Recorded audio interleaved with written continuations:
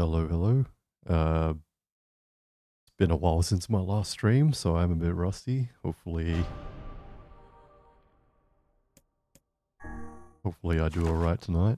But yeah, we're back with another NieR stream. It has been a while because just been sorting out some stuff, a lot of stuff in real life, and also the lockdown just lifted. So I kind of went out over the weekend. Want to check.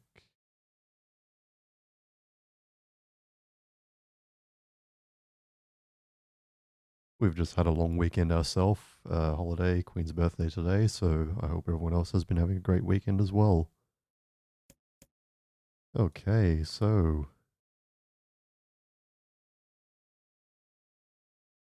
I think, yeah, last time I played this, I finished ending A, as we can see with the stamp there. Um, Not too much happened, to be honest, in terms of the story, so hopefully we get some answers here. Apparently the next route will be Kaine's perspective or something, so hopefully that'll be interesting. Anyway, let's jump right into it.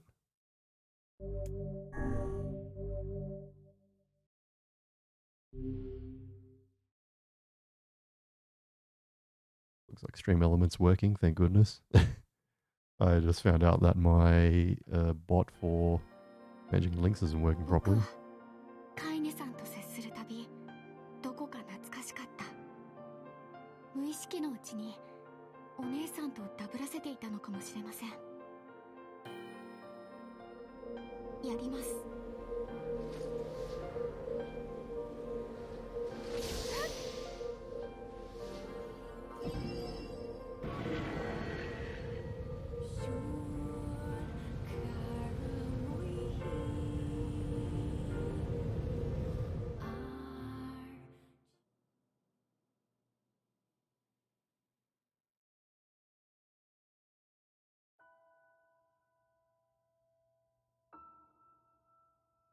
Welcome AFK, glad you could make it. It's been a while since the last stream, so I'm a little bit nervous, a little bit rusty. And yep, Emil has returned. Alright, looks like it's a reading segment here. Getting right into the thick of it. The sound of rain filled the village. The steep cliffs that surrounded the area magnified sound, causing even the slightest drizzle to rattle like a thunderstorm. Thin wisps of smoke streamed from the huts as the villagers huddled in their homes and waited out the rain. A single child, however, had braved the downpour and was now wandering slowly towards the wooden, hawk-shaped weather vane at the center of town. The weather reached the vane, which had existed for as long as any could remember, and stared. The wanderer. Whoops. The child's face was simultaneously delicate and fierce, like a teacup that had survived a shipwreck. Those traits combined with pale white skin to give the face an almost sexless quality. If the beak turns east, I go home. If it stays west, then I... The child blinked. Rain slowly dripped down the young one's short hair and began its long descent to the ground. Come on. Come on. The child felt a slight breeze and watched as the vein slowly creaked to life. Spitting this way and that for a moment, it finally settled with the beak pointing firmly towards the east. East? Really? Before the vein could move again, a jagged rock came spinning and tumbling through the air, striking home against the child's head. The force of the blow dropped the child to the ground as a hail of stones began to fall all around. Oh no, they found me. A heartbreaking smile crept across the child's face as the stones continued their assault. Through the rain, the sound of multiple footsteps grew louder before a voice rang out. Yoo-hoo, Kaine! The voice belonged to Demo, worst of all the bullies in the Eyrie. As Kaine struggled to stand, a final stone came skittering through the mud and bounced against her foot. Blood oozed from a cut above her eye and blurred her vision, but she could make out the shapes of Demo and his usual gang of idiots. The boy seemed taken aback for a moment by Kaine's seeming indifference to the blood dripping from her face, but quickly regained his bravado. What's up, you freak? You like the rain? You like getting all wet? Or did you finally decide to run away home? My god, this is too much. Though she knew it was futile, Kaine returned to leave. Before she could get more than a few steps, the other child scrambled to surround her, cruelty burning in their eyes. Kaine knew these were not the only eyes on her. The tormentor's parents watched from the safety of their homes. She was attuned to the sensation. It was one she had experienced many times before. While some villagers simply turned a blind eye to the actions of their children, many encouraged it openly. In a society ruled by superstition and fear, Kaine was something to be hated, and if possible, destroyed. I didn't say you could leave, freak. Demo's words chewed at her like a worm through an apple. He can't hurt me, she lied to herself. Be strong. Be brave. He can't hurt me. He can't hurt me. He can't hurt.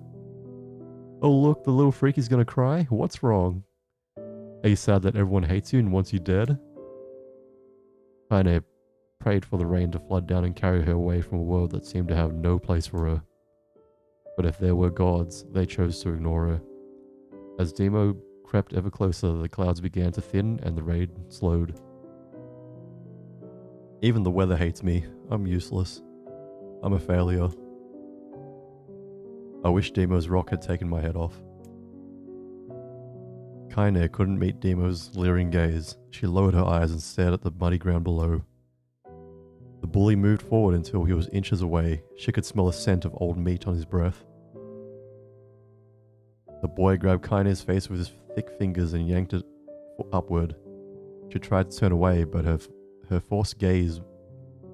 he forced her gaze back and jammed his thumb against her eyelid to pry it open. Jesus. Show me. No. Did you just say no? Demo grinned evilly. You don't say no to me. No one says no to me.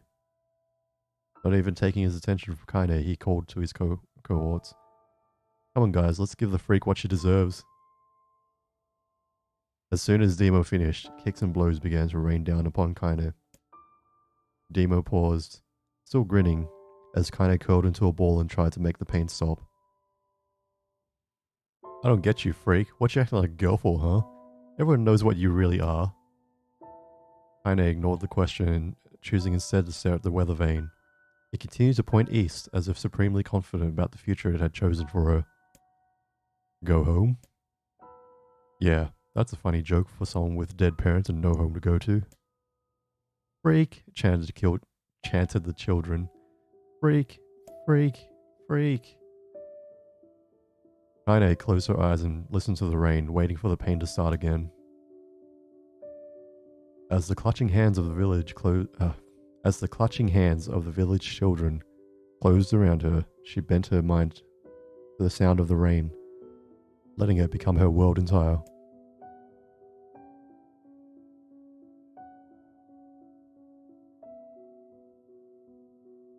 The rain fell, but the pain never came. Only when the laughter of her tormentors turned to terrified cries did she dare open a single blood-caked eye. Kaine was shocked to see Demo sprawled on the ground holding his head and screaming in pain. She could see blood welling from spaces between his fat, twisted fingers. Oh my god, he's crying. He's actually crying. Deprived of their leader, the other children glanced back and forth between themselves, as if waiting for someone to step forward and take charge. When no savior emerged, they began an uneasy shuffle away from Kaine. But the young girl was the least of their concerns. Instead, their attention was wrapped on the ancient woman standing a few feet away. After struggling for breath for a moment, she finally spoke in a voice thick with rage.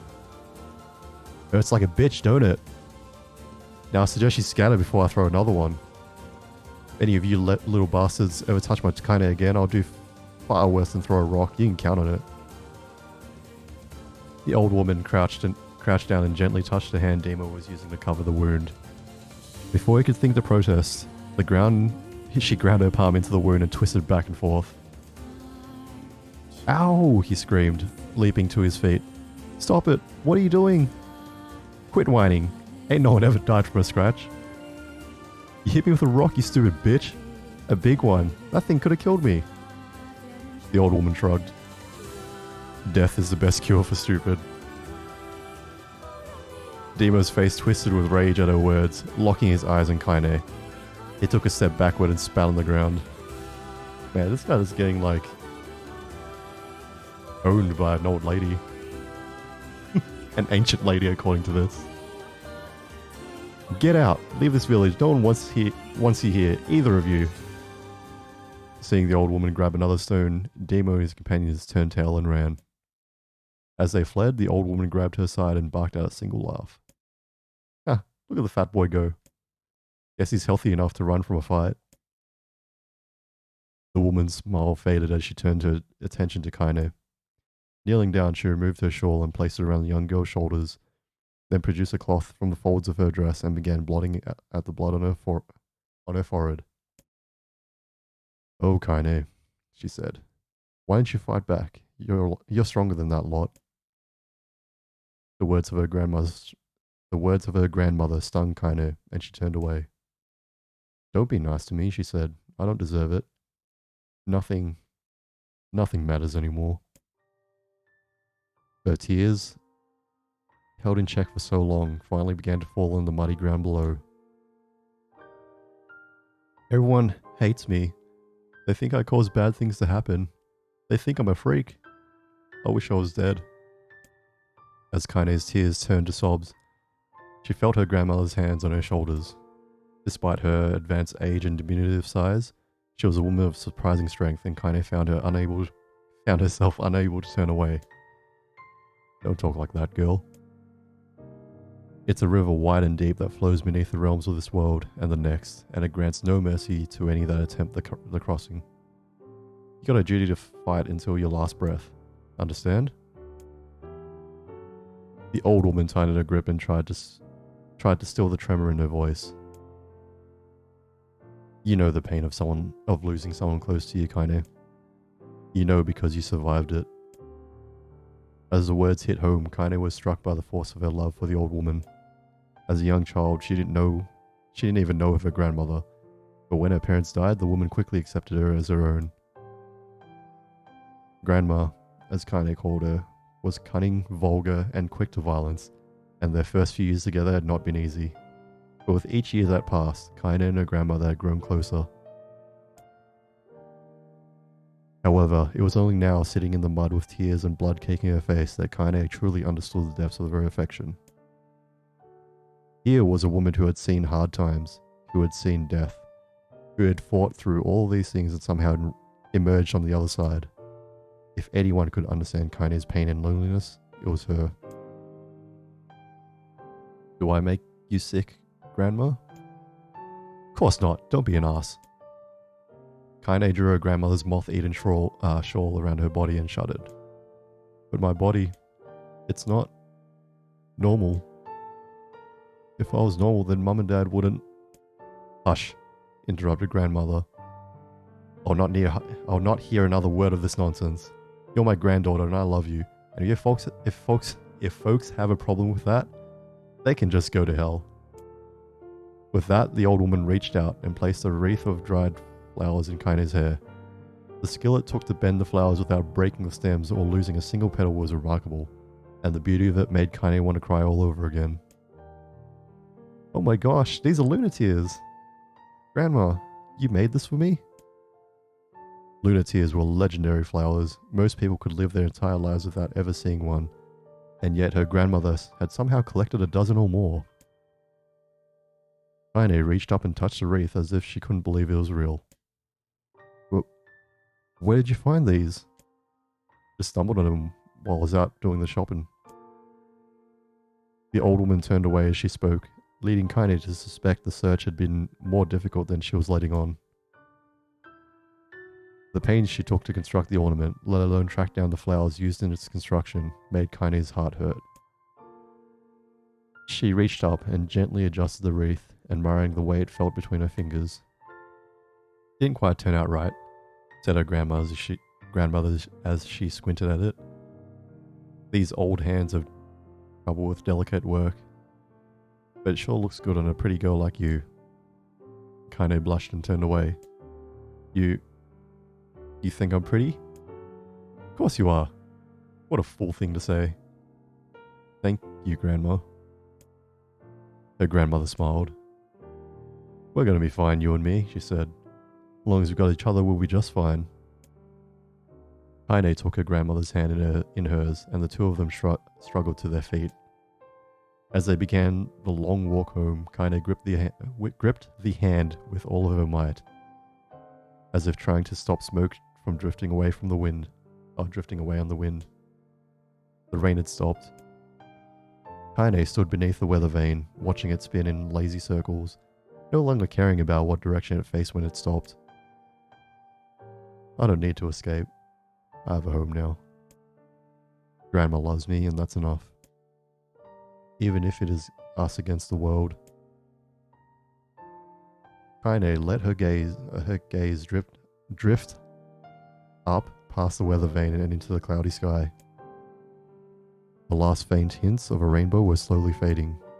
As she turned and headed for home, the light scattered into a million particles and vanished, seemingly taken away on the breeze. Kaine's dreams, daily life.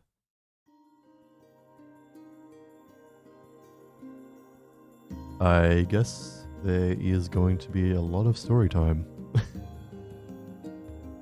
In the distance, Kaine heard the steady sounds of an axe striking wood. The noise had a purposeful quality to it, as if she was hearing a master woodsman go about his work. The firewood being produced, however, was as far back from a work of art as it could be. Pieces of every shape and size were being flung about a barren yard with wild abandon. Anyone trying to stack such wood would probably die of frustration before the job was through. Stupid piece of shit axe. Kaine's grandmother flailed away with the axe, filling the air with both splinters of wood and words that would make the most hardened sailor blush. Grandma, called Kaine.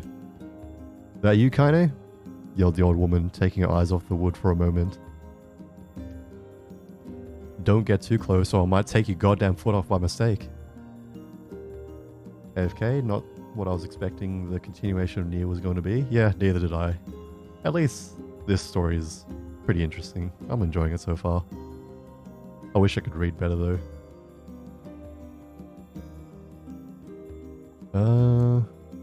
She brought the axe down on the piece of wood, sending chips flying away in every direction.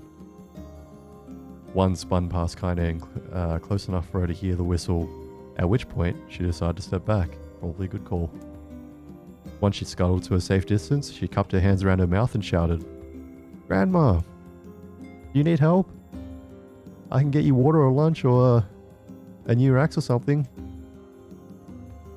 The axe, poised to strike with another wobbly blow, paused in midair.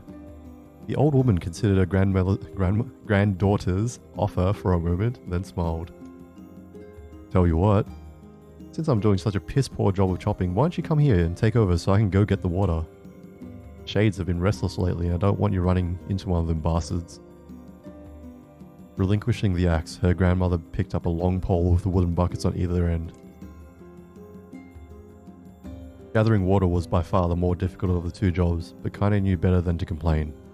Once Grandma's mind was set, there was no changing it. Kaine did her best to help with the chores, but Grandmother took every task that required travel to the village. Though she had a long list of plausible excuses, Kaine knew the real reason. She didn't want her granddaughter to be taunted and harassed by the villagers. Once Kaine moved in, Grandma decided to take up residence in a good distance from the Eyrie. Out of sight, out of mind seemed to be the best policy when it came to the villagers and her granddaughter. And rare were the days when any but the two of them could be found on the rocky acre of land they called home. Kaine enjoyed the solitude, but harbored a secret resentment that her grandmother was forced to spend her golden years in such a place. After watching her grandmother leave, Kaine turned her attention to the task at hand. She had never chopped wood before in her life, and soon discovered why the old woman hated the chore. Swing after swing of the axe produced only a tiny crack in the wood, and when she finally managed to connect with a solid strike, the tool embedded itself in the log and refused to budge. Yeah, I've done that before. Frustrated, Kaine swung the axe around her head and threw it, log and all, across the yard. Damn it. Ugh. Crap. She suddenly understood the joy her grandmother felt in a good curse. She suddenly understood the joy her grandmother felt in a good curse. Reminds me of the latest SAO season. I haven't been keeping up with SAO, unfortunately. Is this Alicization? Happier now, she picked up the axe and forced it from the wood and resumed the chopping. She had a natural skill with the blade, but the task was challenging, and blisters soon began to form on her small pink hands. This is tough. And my logs are all weird sizes. That's alright, they'll all just burn. The same way, I guess. Spitting on her palms and ignoring the pain, Kaine redoubled her efforts.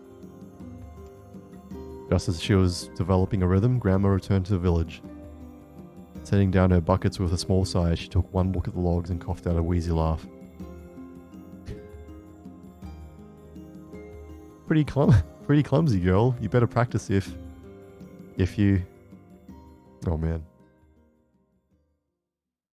Her grandmother suddenly collapsed to her knees, causing one of the buckets to wobble precariously. Eyes wide, Kaine dropped the axe and ran to her grandmother's side. Yeah, it started with them just cutting down a massive tree for like 5 eps. Wow, that sounds very, very interesting, I guess. Grandma! The old woman shook her head and pointed a trembling finger at the bucket. Get the bucket. Can't let it spill. Kaine steadied the bucket with a foot as she knelt by her grandmother. A small bit of water sloshed over the side and made a new home in the hem of her dress, but Kaine didn't notice. Grandma? Grandma, what's happening? Crazed with panic, she grabbed her grandmother by the shoulders and shook. After a moment, the woman lifted her arms and batted Kaine away. Stop that, just stop, she cried, breathing heavily. It ain't like I'm dying. Just tired from the trip is all. Kaine desperately wanted to believe her, but one look at the old woman's shaking hands and worn face told her more than words ever could. Her grandmother had lived a long, hard life, and it seemed the bill was finally coming due. The time when her grandmother watched over Kaine was ending. Sooner than either of them had feared, the positions would be reversed. The next morning, Kaine came to the side of her grandmother's bed and took her wrinkled hand. Grandma, you're sick and you need medicine. I'm going to the village. The old woman shook her head and tried to rise, but Kaine gently pushed her down. It's alright, she said. I'll be fine. Her grandmother fixed her with a gaze that could melt steel.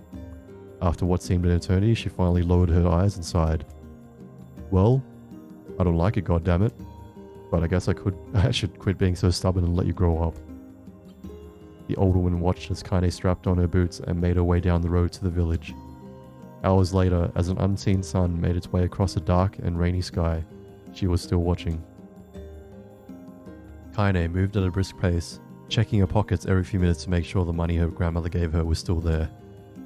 Every noise caused her to spin on her knees, making sure she wasn't being stalked by a shade, or worse, Demo and his gang. But she encountered neither tormentors nor shades, and Kaine finally found herself at the entrance of the village.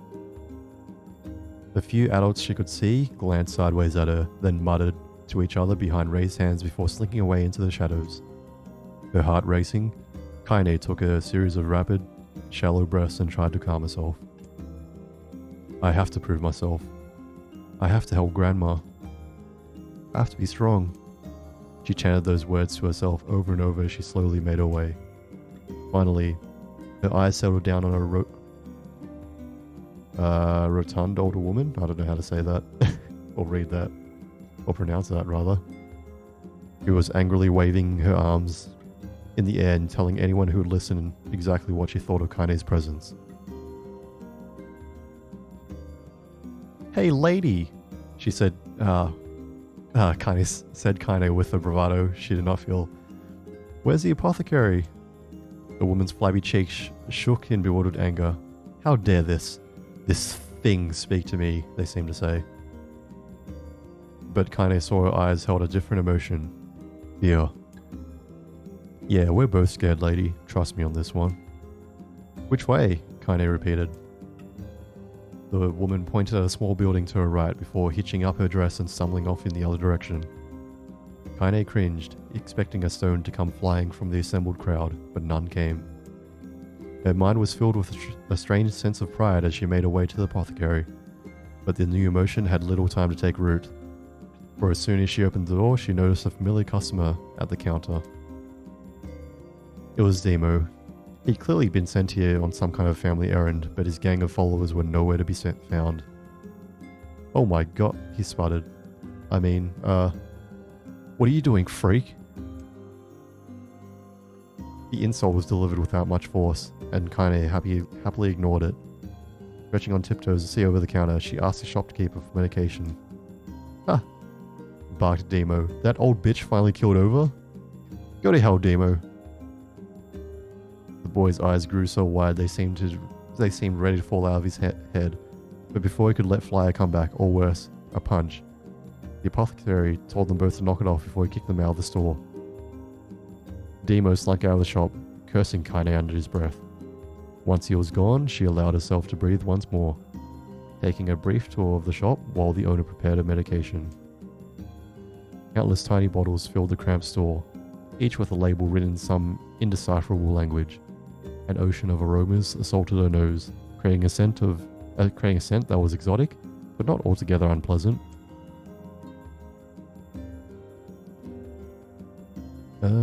Seeing such a variety of supplies gave Kaine a sense of peace.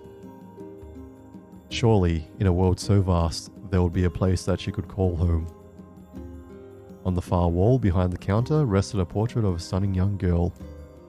The picture had once contained bright, vibrant colours, but time had worked its cruel magic and they were beginning to fade. The beauty of the work, however, remained undiminished. "You like that picture?" Kaine turned to find the apothecary with a small vial of medicine in his hand. His eyes were gentle but sad, and they seemed to stare through her and into nothing as he spoke. "That's my daughter. I sketched it when she was just a little girl. She's been dead a long time now."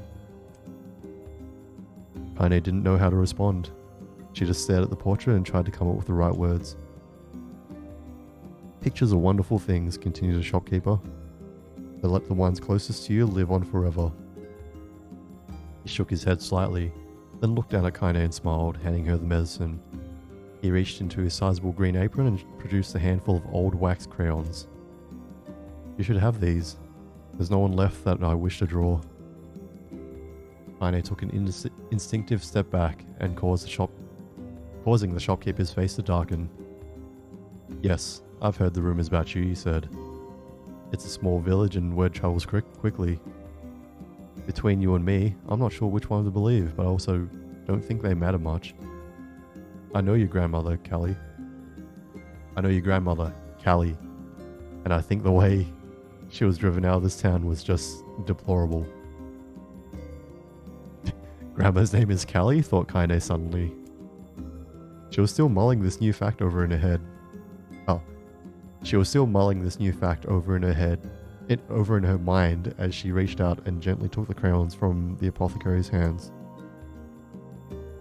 "Your grandmother's an old friend of mine," he said as Kaine scooted away yet again, "and I owe her much.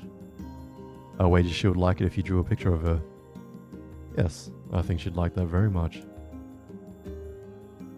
Kaine murmured a quiet agreement, but inside her heart was bursting.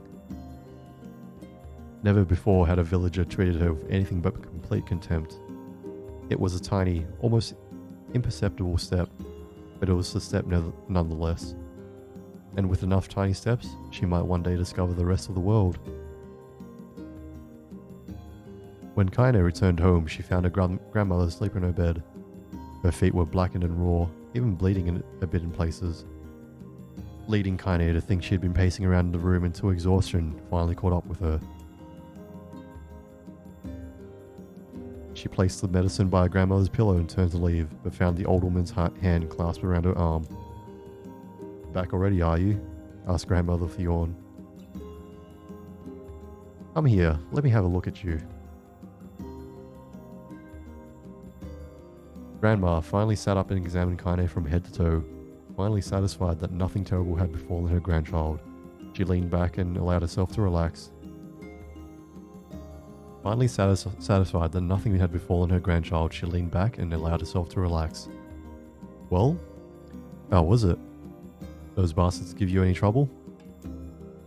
"It was kind of fun," said Kaine with a small smile. "No, seriously, it was." "Fun, eh?" asked Grandma in a voice which implied she believed anything but. "Uh-huh. So anytime you need to run an errand, just let me know." As she spoke, Kaine removed the crayons from her pocket. After a brief explanation of their source, she informed her grandmother that she was going to sketch her portrait. "A portrait of me? Ridiculous. No one wants to stare at a wrinkled old crone." "But Grandma, it'll make you live forever." "Oh shit," said her grandmother, throwing back the sheet from her bed. "Living forever would just piss me off. I'll put those crayons away and help with dinner." But Kaine would not relent, and in the end, Grandma found herself leaning against the wall of her house as if posing for a master artist.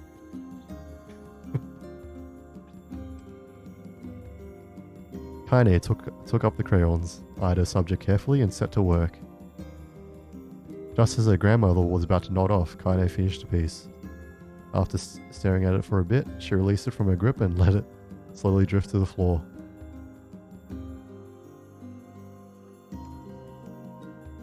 "It's terrible. It doesn't look like you at all." "I'm sorry, Grandma. I thought these crayons would, make drawing easy or something." The old woman's eyes narrowed at her grandmother's disappointment. "Let me be the judge of that," she said, ignoring the pain in her back and reaching for the paper. The sketch could have been a person's face. It could have also been a boulder, a lump of clay, or an incredibly misshapen loaf of bread, all rendered in a chaotic array of colours. The old woman stared at the picture for a long time, then slowly wheezed out a laugh. "Oh, Kaine," she said between laughter, "you truly are my blood. You're as clumsy as me and I love it. But, hush. I won't hear any more bull about how ugly you think it is. It came from the heart, and I'll treasure it always." True to her word, the old woman gave the picture a place of honor above the kitchen table. In the days that followed, Kaine would often catch her staring at the portrait with a strange smile on her face, an action she interpreted as silent, mocking laughter. A week later, Kaine could stand it no more and asked her grandmother to take the artwork down. "Posh," said the old woman. "I'll take this down when they roll me in my shroud." She pondered this for a bit, then turned to Kaine and dropped to one knee. "Listen to me, girl. Seeing this picture makes me happy in a way I've never felt before. And it makes me want to go on, so that someday you can feel the same happiness." It was a moment that burned itself into Kaine's memory, a perfect blend of pride and love and joy that came together to form a lifelong remembrance. She swore never to forget this moment, to never forget the old woman who had made her place in the world possible. Time moves on. People and memories move in and out of life like ghosts passing through a wall. But this moment will be different, Kaine swore, because I'll remember it forever. Forever. Kaine's dreams, separation. Right. Before I move on or continue with the reading, I'm just going to take a quick break. I need to grab some water and just kind of rest a bit because My brain is not keeping up. I'm quite tired. Water and chocolate? Why, yes. Water and chocolate. Maybe I should get something warm to drink as well.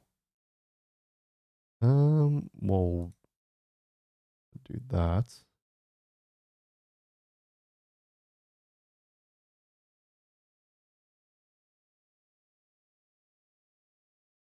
I am going to write a message.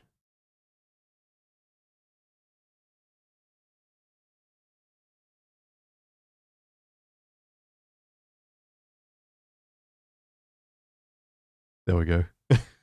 Easy. I think before the next stream as well, I want to like the comments on top somewhere.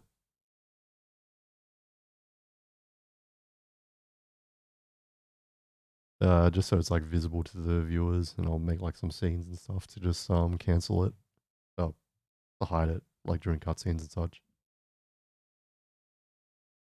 All right, be right back. 1 second.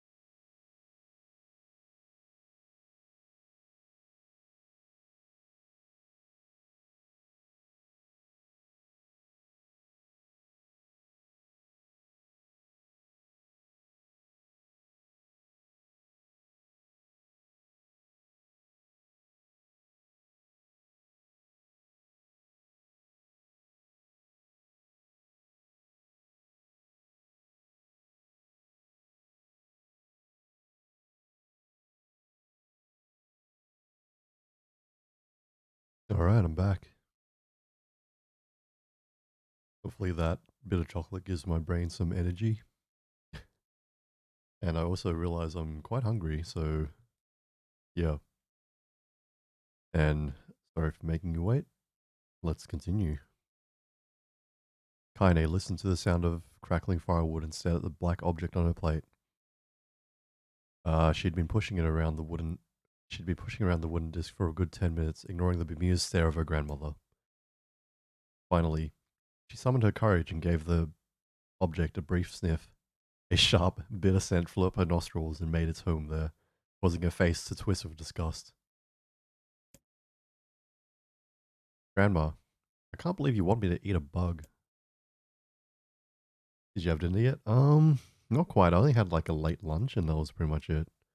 I haven't had dinner yet, but I wasn't really hungry, so maybe like after the stream I might have something to eat.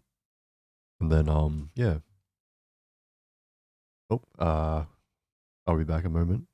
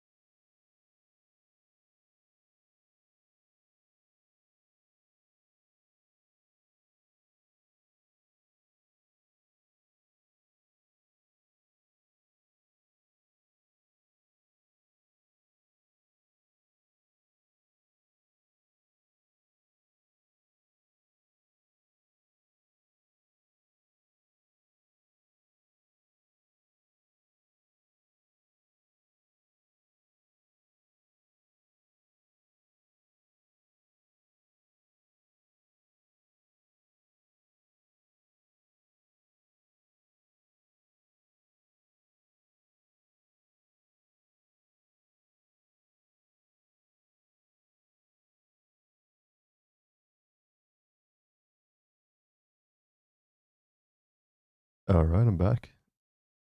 Sorry about that. Where was I? The old woman threw some more wood under the cooking pot and snorted. Oh, bug, you fool girl. It's a berry. Wait, what? The hell would I be feeding you bugs? Yeah, well, it sure looks like a bug, said Kaine. And I think it's burnt or something because it smells terrible. With that, Kaine held her nose and threw the berry in her mouth, chewing as little as possible. Oh yeah, that's terrible, alright. What, you little brat? Laughed the old woman. Look at the sass on you. You've been spending too much time with me, and that's a fact. 5 years had passed since the moment when Kaine's grandmother saved her from the bullies. As is often the way with the two stubborn people, their relationship has grown into fits and starts. It has grown in fits and starts, but moved forward all the same. Meals that used to be somber affairs were now filled with laughter and hurled abuse in equal measure. Kaine could not remember a time when she had been happier. As years went by, Kaine started to shoulder more and more of the daily responsibilities. Her grandmother's legs grew weaker by the day, and she could no longer do many of the chores she used to take for granted. And so this morning found Kaine lacing up her work boots with a breakfast of burned berry rolling through her belly. With burned berry rolling through her belly. Okay. Where are you going today? Asked Grandma suddenly. Well, I gotta say, I'm a little bit hungry, but I don't think this weird berry talk is making me very hungry. Which is good. Kaine looked up, surprised. The old woman rarely asked for specifics anymore. Well, I was gonna check out the kelma trees and see if they were ripe. I thought we could make a jam or something. Oh, I'm gonna pick up some flagstones. I need to take the wheelbarrow. So I need to take the wheelbarrow. Flagstones? What the hell for? Kaine stared at her grandmother and held out an arm and swept it around her home. Swept it around their home. Constructed mostly of cloth, rope, and rubble. The old place sagged like a boxer in the final round. Grandma, a dying cat could chew through this house. I'm going to build a stone wall so we have some protection. The old woman laughed, exposing a toothless grin to the world. God damn, girl. If a bunch of thieves want to ransack this old place, let them come. We got nothing worth stealing anyway. I'm not worried about thieves. I'm worried about shades. People saw one west of the village yesterday. The old woman tilted her head and stared at her granddaughter. Well, shoot. I don't know why you have to do it today. We can worry about some other. Grandma? No. If I don't go to the Kelma trees, we won't eat tonight. You know that. A confused expression passed across the old woman's face, and for a moment, she was a small child lost at a carnival. Yes, she said after a bit. Yes, of course you're right. I'm sorry, Kaine. Lately it seems my mind is... She didn't finish the thought, instead walking over to her nightstand and gently taking the wreath of lunatears from her drawer. The flower's petals had aged to a brilliant whiteness, and Kaine thought it was more beautiful now than the day she first received it. You're going to be a true woman soon, Grandma said, as she placed the flowers in the girl's hair. That means less chatter about shades, and building defensive walls, and more about how beautiful you've become. Annoyed, Kaine reached up to remove the garland, but the look on her grandmother's face stopped her hand. You're a beautiful thing, said the old woman, and there ain't another like you in all the world. I'm very proud of you. Okay, Grandma, that's enough goddamn compliments for one day. Such a mouth on you. Where did that come from? Gee, I wonder. I'll teach you to sass me, girl, yelled grandmother.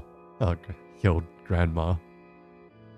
Suddenly, she lurched forward and grabbed Kaine by the ears, pulling her around the room with a crazed grin on her face. Grandma, yelled Kaine in a squeaking voice. Grandma, stop it. What the hell? The old woman stared at her and blinked, then slowly held her wrinkled hands out as if it was the first time she had ever seen them. Oh, I don't know what happened there. I'm sorry, girl. Sometimes my mind just... Kaine thought the look on her grandmother's face was the most heartbreaking thing she'd ever seen. Listen, she began. Maybe I should stay home after all. No, I won't have you stay here to keep an eye on an old codger like me. You go get your fruit and your wool and whatnot. I'll be fine. And when you come back, I'll have a nice grasshopper dinner waiting for you. Appetizing. Kaine rolled her eyes and kissed her grandmother on the forehead, and made ready to depart, trying desperately to ignore the worry that was gnawing at the walls of her heart.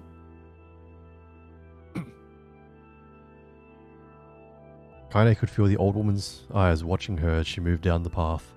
Don't turn around. Don't turn around, she told herself. But in the end, the temptation was too great. She spun on her heel for one final look and saw a small, bent woman standing in front of a ramshackle hut with a sad expression on her face. Gods, she looks so old now. It's like the wind could reach down and just carry her away. Kaine worried about her grandmother all day, causing her work to suffer. What little fruit she could collect was tossed carelessly into the wheelbarrow, and she only found a couple of stones before losing interest in the project. Finally, as dusk approached, she decided to call it a day. Cursing herself for the lack of focus, Kaine pushed the nearly empty wheelbarrow back down the path. As she crested the final hill, she suddenly froze in place. The wheelbarrow fell from her fingers and collapsed on its side, sending a few pieces of wrinkled brown fruit rolling back down the hill. Her gaze was transfixed by a thick black cloud that hovered just ahead. Tracing its path with a finger, Kaine suddenly felt her stomach knot in on itself. No! Oh gods, no! Her grandmother's house was ablaze, the flames licking up as if trying to touch the sky itself. Grandma? Grandma! Kaine ran then, faster than she'd ever moved in her life. Once she tripped on a stone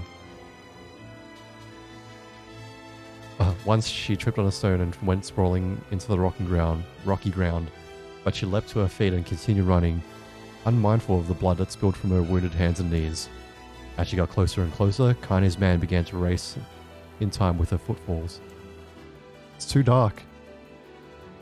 It's too dark. Not just fire. Can't be fire. Too much smoke. Gotta save her. Gotta save her. She burst into the front yard and came to a sudden halt. Her worst suspicions confirmed. The smoke from the fire was mingling with the thick, inky blackness of an enormous shade. The massive creature supported itself on 3 twisted feet and achieved balance through means of a large, armored tail. Scales, horns, and claws sprouted from its body in a random, chaotic pattern, giving it the appearance of a lizard designed by some insane god. Seeing Kaine, it let out a roar and flicked its tail, sending small whirlwinds spinning around the yard. For a moment, the creature retreated into a shimmering inky blackness, as if her mind was unable to comprehend that such a small thing could actually exist. But then the smell hit her, a blend of rotted meat and excrement, and the horror became real once more.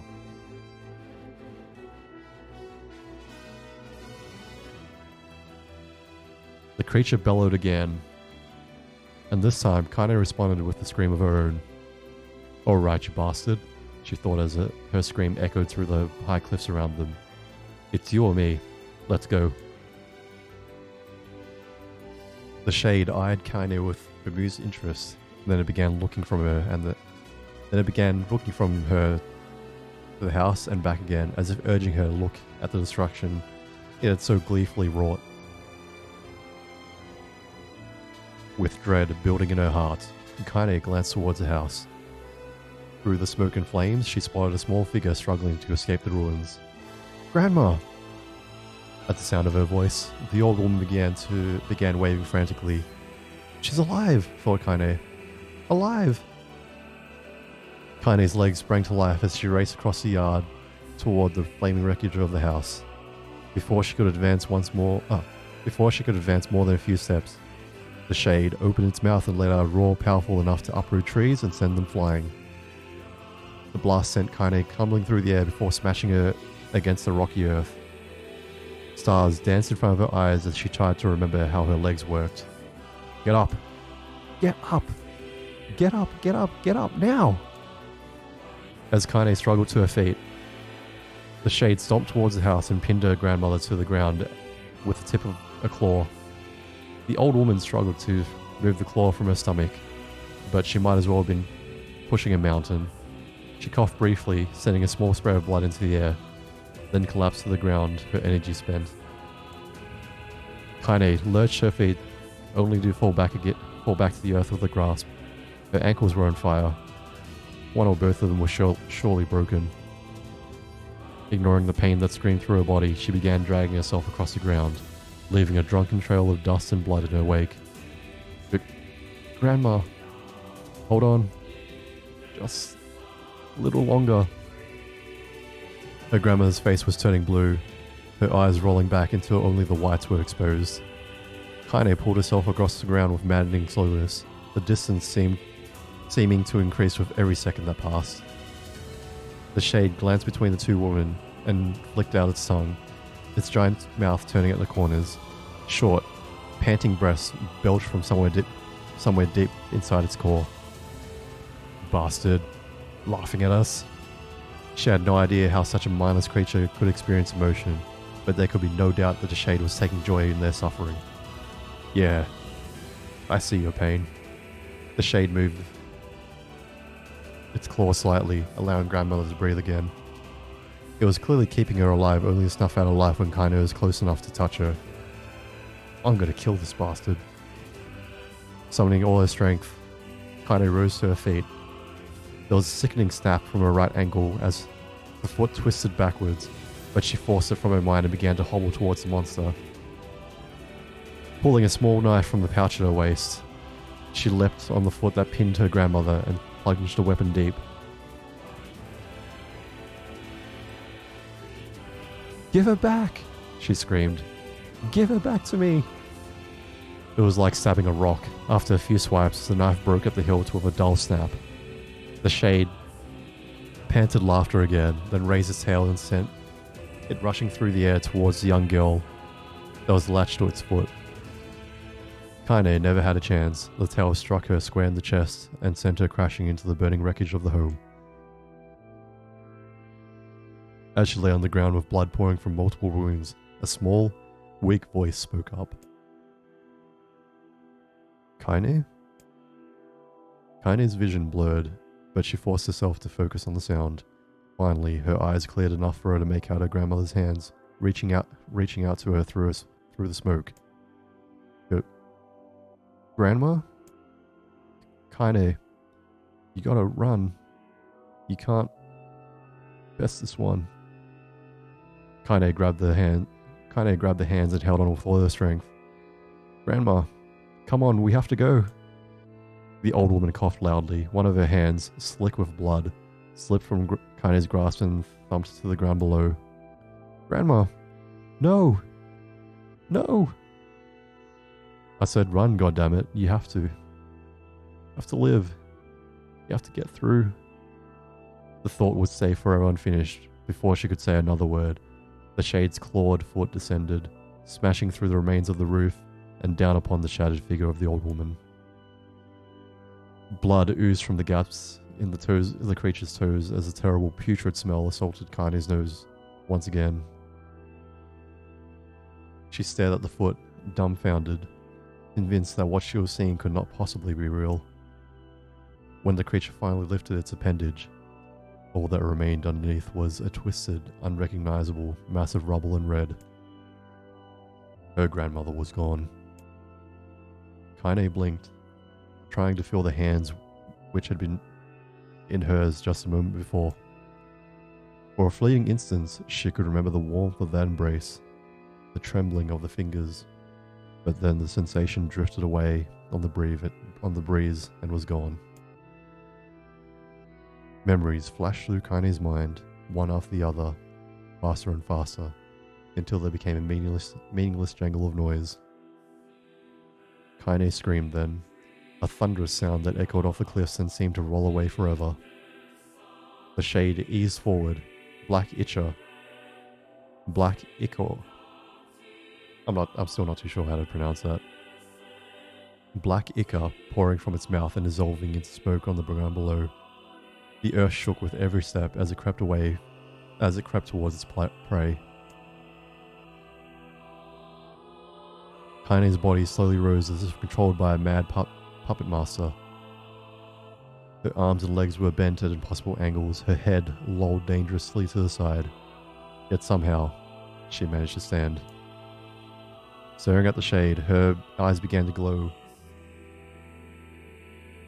with a deep red fire. Is today a reading only session? I'm not too sure. I've never played this before, so I'm not too sure how long this is going to be, but I'll get to the end of it. The creature, so confident just moments before, took a slow, hesitant step backward, trying to discern if this broken human could possibly pose a threat. Kaine seized the moment. Laughing like a madwoman, she leapt into the air and plunged the shattered hilt of her knife deep into the leg of the shade. The shade shook Kaine off like a fly, sending her crashing to the earth once again. Her chest rose and fell slowly, as if a great weight were resting on it. Most moist sounds of pain echoed through her mind. Something warm and thick oozed from her ears. Is that blood? I think it is. I think I'm bleeding to death. No. Can't die. Grandma told me to live. Deep inside Kaine's mind, something finally broke. The sound, the pain, the smoke and flames.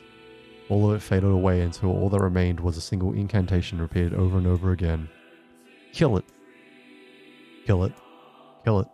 Kill it. Kill it. Kill it. Kill it. Kill it. Kill it. Kill it. Kill it. Kill it. Kill it. Kill it now. As the spark that was Kaine slowly began to flicker and die. She felt a desire to kill and a desire to live blended into one. The distance between heartbeats grew longer and longer and longer.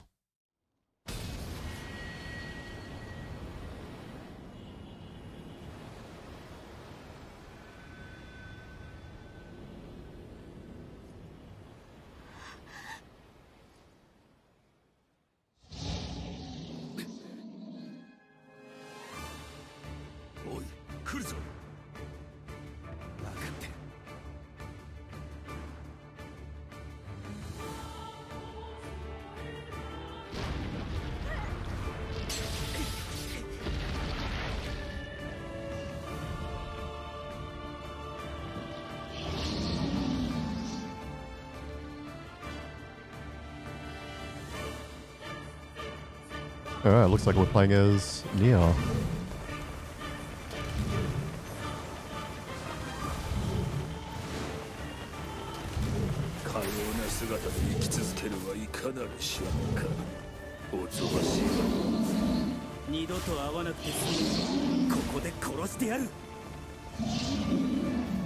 Well, I like touch portal.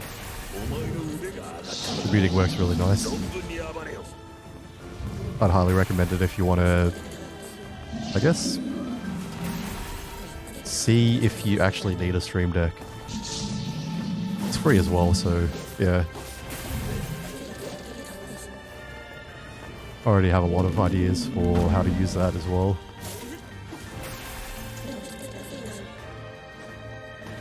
Yeah, only like 16 buttons on the free version.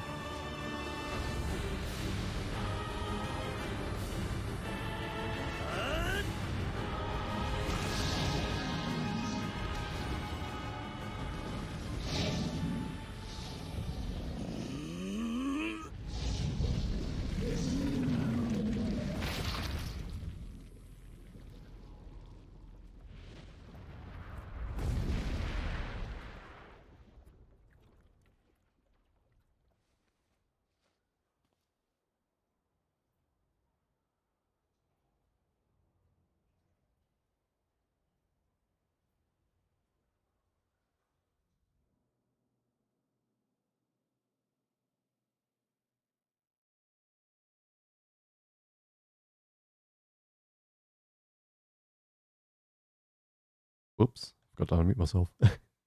Gently, weakly, softly. The shade, sure that its tormentor was dead, turned and stomped off towards the horizon, stopping along the way to bellow one final roar. Wouldn't kill it. Shamed beyond imagining, Heine tried to turn her head to the side, but only succeeding in coughing up a huge gout of blood.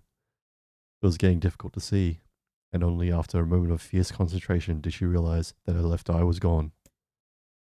Laughing to herself, she turned her remaining eye to the ruins of her home and noticed a rugged stump of an arm resting a few feet away. Yeah, that's mine, she thought with a mad giggle. This is going to make clapping a real bitch. Huh, cried a sudden voice from the depths of her mind. Finally gonna die, are ya? Well, you had it coming. Go to hell, Demo, she thought at the unseen assailant. Go to hell before I pluck out your eyes and feed them to a dog. I have to say, I really enjoyed reading Kaine's lines. A lot of character to them. The voice of her childhood terror evaporated into smoke, only to be replaced by another, more recent voice. Hold still, said the apothecary, materializing from the ruins like a ghost. I want to draw you. That way you can live forever. No. Stop. Don't want to live forever. I want to die right here. I see, he said quietly. Well, if that's what you want. She'll never get sponsored with that language. I'll never get sponsored reading her lines. Oh well. The spectral shopkeeper flooded in and out of existence for a moment, then produced a piece of paper and sketched quickly. After a few seconds, he turned the page to Kaine and smiled. Since you rejected my offer, I decided to draw someone else. It was a picture of her grandmother, real as life. Kaine opened her mouth to thank the man, but stopped as soon as the picture began to blacken in the middle. Before she could say anything, dozens of multi-legged insects began to swarm across the image, staring at it with sharpened pincers. No! Stop! Don't hurt that picture. Kaine reached out with the remaining arm and waved futilely at the air. To her surprise, the insects fell off the picture and to the ground below, where they vanished into a tiny black tendrils of smoke. Relieved, Kaine turned her good eye back to the picture, only to open mouth in a silent scream. The sketch now showed her grandmother as she truly was, a smashed, unrecognizable lump of nothing. The apothecary smiled, then broke into a jolly dance. See that? He cried as he danced his jig. It's perfect now. She looks just like you. I Ha-cha-cha-cha. What kind of laugh is that? I look like that? Oh god. Oh god, I'm gonna die. I'm gonna die. Drowning in despair, Kaine laid her head back in the mud and smoke of her ruined house and waited for the end to come. But just before she let everything go, an unfamiliar voice began whispering in her ear. Ain't you got a wish, sunshine? The voice was vulgar and fierce at the same time, as if insanity had somehow found its way to take form. Kaine wanted to scream as the voice crawled under her skin, but her lungs refused to work. You know, a wish. Like a prayer or something. Why don't you get on your knees and start praying to heaven? Please, invisible man in the sky, save me! Save me!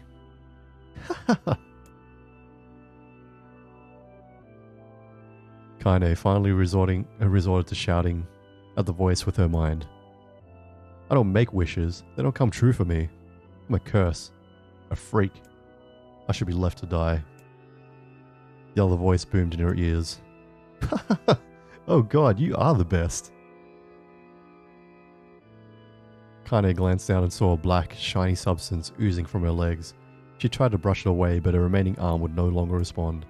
The substance slowly crept around her feet and then began moving up towards the rest of her body. Is this death? Is this what it's like? Or was my mind just losing itself? She could feel the slime oozing upwards, feel the hot, searing pain it left in its wake. Whatever else might be happening, she was still alive, and this was real. Come on, said the voice. Let it go. Kaine tried to ignore the voice and concentrate on the pain, but the newcomer would have none of it. Don't ignore me, sunshine. You're ready to give up, ready to die. So why not let me have it? Have what? Your body. Come on, give it to me. Give it to me. I want to stay on the ground, feel the rain, taste the wind. The voice paused as if licking its lips. When it resumed, it was filled with mad, unabated joy. And I want to take your hands and use them to choke the goddamn life out of people. I want to tear out their throats and bathe in their blood, just like before. In response, Kaine shifted her head and vomited. The warmth of it crept down her front and mingled with the pain of the encroaching black ooze. Are you... a shade? Yeah, maybe. What of it? The slime reached her face, crept up past her nose, and slowly oozed into the socket of her missing eye. The moment it touched her brain, Kaine was struck by the most powerful sensation she'd ever felt in her life. It was ecstasy. She wanted to scream with delight, but all she could manage was a small, whispered moan. Feels good, don't it? Asked the voice with a chuckle. Yeah. What can I say? I know how to please the ladies. Now give me that body. Come on, give me the body and I'll give you more of this feeling. It's a fair trade. A black lump began to protrude from Kaine's side. As she watched, it grew longer and thicker, eventually taking the form of her missing arm. I can see better, she thought. My eye must be growing back too. The slime reached up to envelop the rest of her face, but she managed to brush it away. Stop, she whispered, marveling at how she had regained her voice. Stop.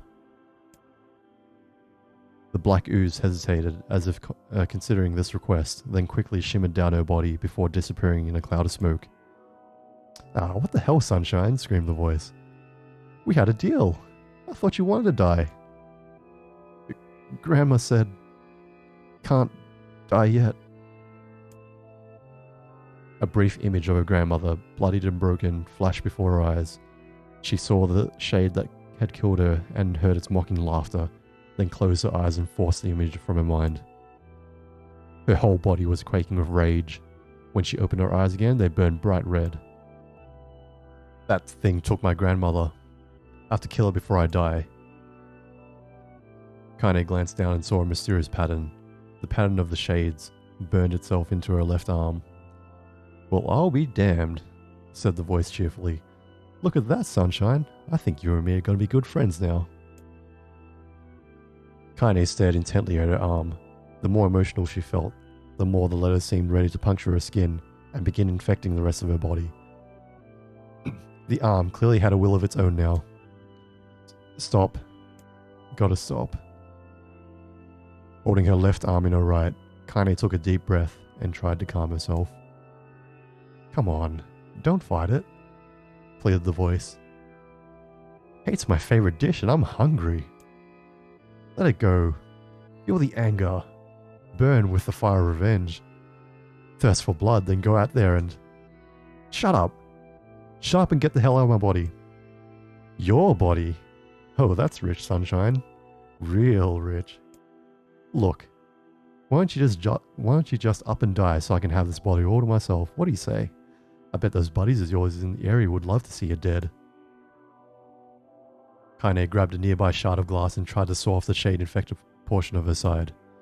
Before she could, her darkened left arm grabbed her right wrist, crushing it. Kaine screamed and dropped the shard as the sound of bone crunching on bone filled the air. Stupid idiot girl, you're possessed now, Sunshine, and there ain't no going back. The voice laughed again, a loud, long wail that seemed to go on without end. Possessed? Whispered Kaine. Yeah, possessed. You and me? We got what you might call a timeshare arrangement. Oh man, this is getting hard to read. Remember how folks used to think you were a freak? Well, wait till they get a load of you now. Kaine looked up, tears in her eyes. The sky seemed smaller somehow, darker. Is this because of that shade? Is this how they see the world? So I'll listen, purred the voice. I know this whole possession thing seems a bit sudden, but it ain't all bad. There's plenty in it for you too. I'm a very powerful creature, Sunshine, and now that power belongs to you. You got enemies? People you want to kill? I can make it happen. That little fat kid who kept picking on you? That big old shade that squashed your granny? We'll wrap them in their own assholes. No more abuse for you, Sunshine. No more pain. Wait, said Kaine. You're a shade. Why would you help me kill another shade? What, you think I'm some kind of racist? Some killing snob? I don't give a goddamn who you murder, Honeypants. I just want to drink from the well. Kaine considered this as she struggled to her feet, the power of the shade coursing through her. The smoke from her house was drifting away with the wind, and she enjoyed the way the cool evening breeze felt on her new left arm. After a long pause, the voice spoke up again. So, how about it? You and me? We'd have some good times together. Look, I'll even take care of the bloody part if you don't want. Look, I'll even take care of the bloody part if you don't want. Fuck off, asshole, muttered Kaine. I'll handle the killing. Screamed the voice. Look at you go. Oh, Sunshine, we're gonna have so much fun. So listen, my name's Tyran. Tyran? I'll just call him Tyran. And if you ever need me, I'll just be hanging out on this piece of meat you call a heart. Now get to it. The more you kill, the more your heart turns rotten and sour. And I like rotten and sour. Kaine found herself nodding at the voice. Yeah, she said. Yeah, I think this can work. I'm going to find that shade. I'm going to strangle it with its own guts. And when I'm done, I'm going to do the same to you, Tyran. Count on it. Ah, laughed Tyran. I've shit bigger than you, so good luck with that. Oh, and hey, one more thing. Right now, you and me share this body, but if you ever run out of hate, if you ever, go soft, then I'm going to take over everything. So keep on killing, Sunshine, and watch your back. The voice grew fainter and gradually faded away, fading to somewhere deep within Kaine herself. Kaine waited until she was sure the voice was gone, then waved her new left arm around a few times. It was perfectly normal, she thought.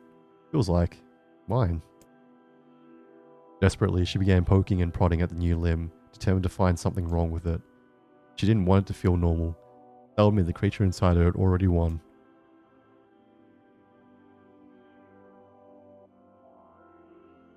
I'm not a shade. I'm kind of repeating this mantra in her mind. She slowly began digging through the rubble of her house, being careful to ignore a certain red stain spot in the corner. Finally, after what seemed like an eternity of heartbreaking work, she found what she was looking for. It was a wreath of lunar tears. Though it had been through hell and back, the garland's petals were as bright as ever. Kaine started to place it in her hair, then slowly lowered the wreath and stared at it. I'm sorry, Grandma. I'm so sorry. But I don't deserve to wear this anymore. I'm possessed, corrupted, a freak. And this time, I don't think there's any going back.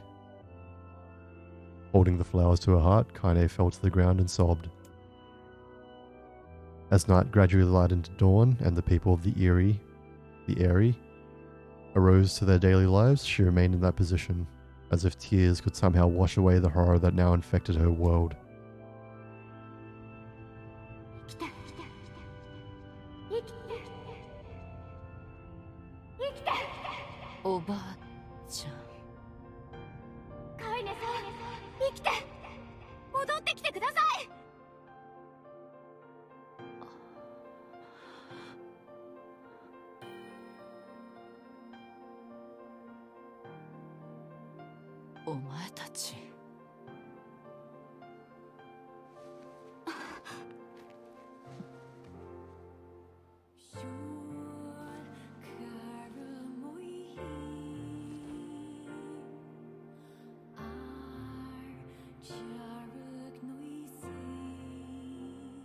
エミール、私を呼んでくれていたのはお前だな。僕のことわかるんですか？エミールはエミールだ。私は間違いない。カイネさん、ありがとう。おかえり、カイネ。ずいぶん立派になったな。どのくらい眠っていたんだ、私は。5年だよ。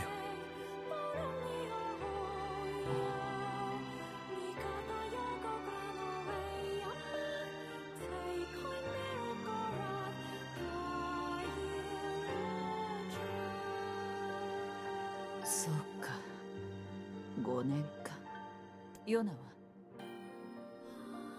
Aiden's got like puppy dog eyes. 探してるが魔王の足取り自体なかなかつかめぬ。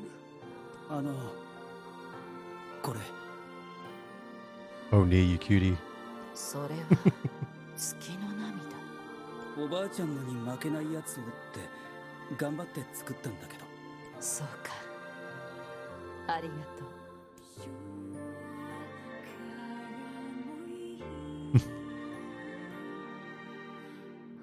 長く石化されていたカイネの目覚め、エミールの見せた優しさ、再び出会う喜びを俺たちは噛みしめていた。デボルさんたちからその話を聞くまでは。Okay, I guess we're into it now. なぜなんだ、どうしてなんだ、デボルさん、ポポルさん。分かってちょうだい。揉め事が起きて危害が及ぶのはあなたたち自身なのよ。でも大丈夫ですよ。僕らなら外で寝ますから。待てよ、おかしいだろ。己の身を犠牲にして村を救ったカイネとエミールがなんで村から追い出されなきゃならない。だって僕らこんなんだし、みんな怖がりますよね。あなたにそう思ってもらえるだけでもう十分ですね、カイネさん。私は外の方が慣れてる。そんな。じゃあ外で待ってますね。すまないな。Alrighty, I guess we'll see what Mill and Kaine talk about. どうした？俺ちっとも気づかなかった。カイネがなぜ野宿していたかちっとも気づいてやれなかった。くそ。兄今日はもう休め。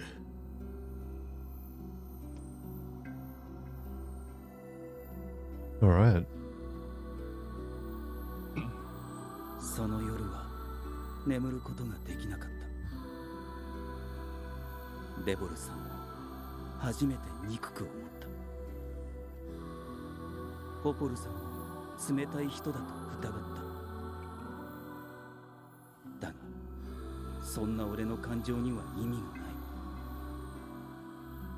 彼女たちは村を第一に考えた結果、ああ言うしかなかっただけだ。村人たちを魔物の恐怖から守ろうとして言ったことだ。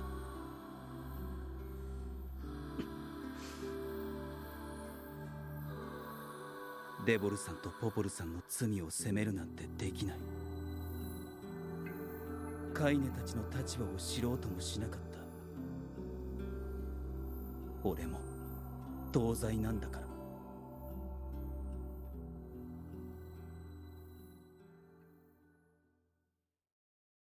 ら。Alrighty. Yes, new scenes.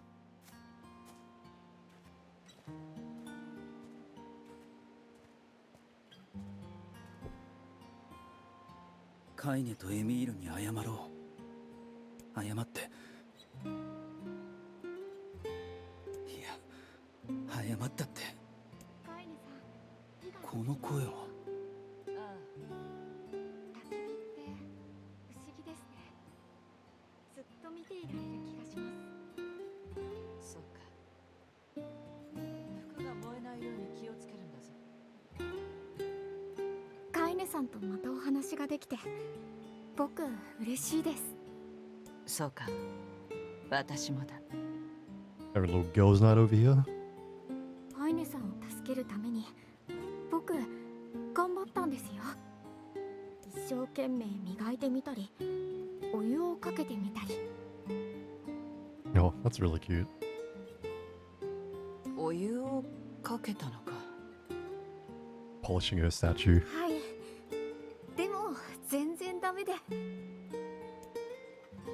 石化を解いてくれてありがとう、エミール。ちょっとだけ姿が変わっちゃいましたけど。辛い思いをさせてしまったな。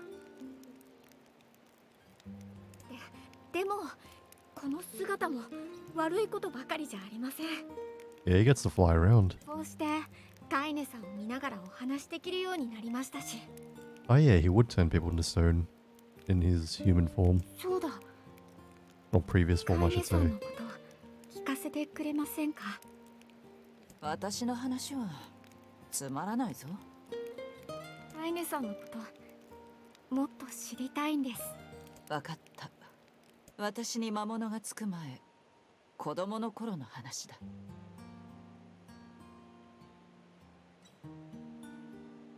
私は少し変わった体をしているせいで村では厄介者として扱われていた。 Yakaimono. Hmm. でもただ一人おばあちゃんだけが私を受け入れてくれたんだ。どんなに辛いことがあってもおばあちゃんがいてくれるだけで私は生きようと思えた。カイネさんにとって本当に大切な人なんですね。あ、そうだ、カイネさんの石化も治ったんですから。魔物つきのことや僕の体を治す方法も見つけましょう。 I don't think she really cares about possession, to be honest. みんなで探せばきっと簡単ですよ。僕たちならきっとできると思います。お湯をかけるよりは難しいと思うがな。もうそのことは忘れてください。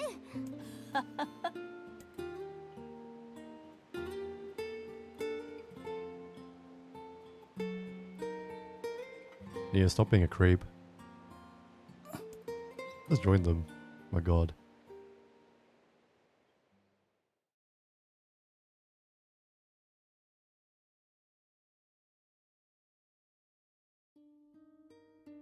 Alrighty.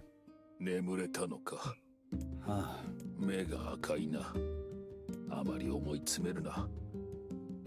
ポポルさんたちのところに行く。わかった。we got here? Gold moonflower seed. 900 gold. Yes, I'm rich. Oh, I guess we're still playing as NieR then?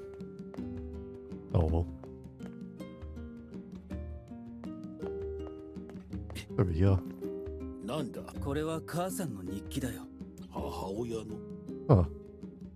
Okay, apparently NieR has a mother ああ。国門病にかかって that he knows of. 俺がすまん悪いことを聞いてしまったな。いやいいんだ。もう顔もおぼろげにしか思い出せないしな。これは唯一残った母さんの形見なんだよ。これを読むと頭の隅にある家族の記憶がかすかに蘇るんだ。そうか。だけど最後の数日間の日記には奇妙なメッセージが数行書かれているんだ。 It does seem like people get a little bit strange before they, I don't want to say turn to shades, but Black Scroll seems like there's, I don't know, something's happening there. 奇妙なメッセージ。 Like the people in the Eerie that turn into shades. ああ。それは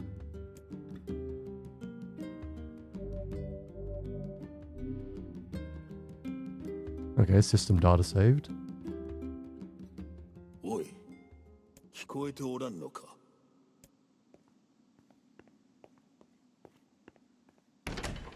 Oh, hold up. おい何をほうけているのだお主。すまん。何か夢を見ていたような。立ったまま寝るとは器用なやつだな。行くぞあの扉だ。ああ、行くか。 It's Papa NieR. I did not expect him to work him into this. Damn, he's even voiced too. Okay, I guess we continue. I wonder what it looks like.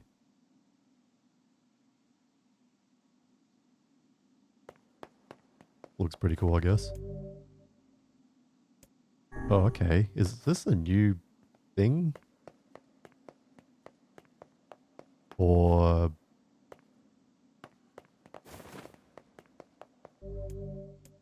Huh. I'm guessing it is a new thing for, Replicant version 1.23. Rounded up. Oh wait, no, it shouldn't be rounded up, it's a 4. Version 1.22. Whoops.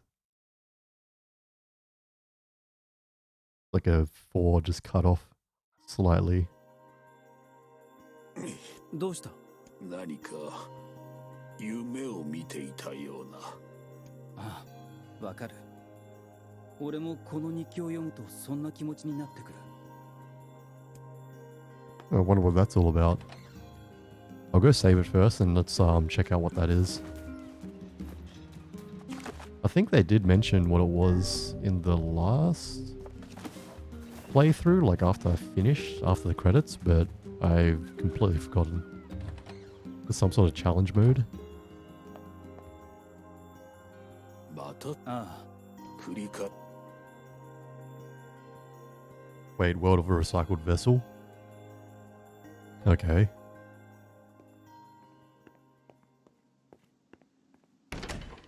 Alright, Papa NieR, let's see what you can do.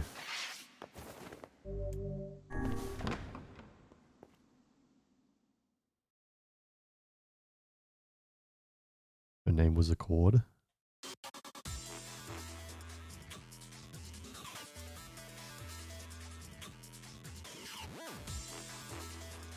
Huh.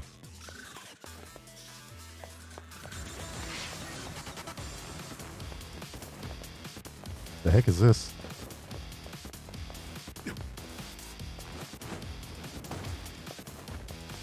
She's a car? No idea, man.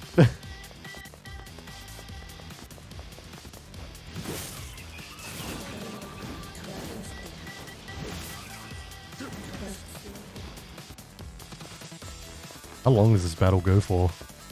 I hope I didn't like throw myself into something really long.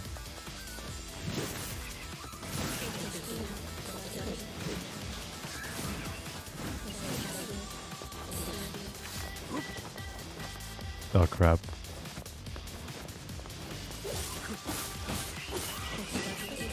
I wonder if I could just run to the bottom. Let's give that a try. Ain't nobody got time for this. Okay, apparently I can just run. Wait, does it just keep going? Oh no, that's the bottom.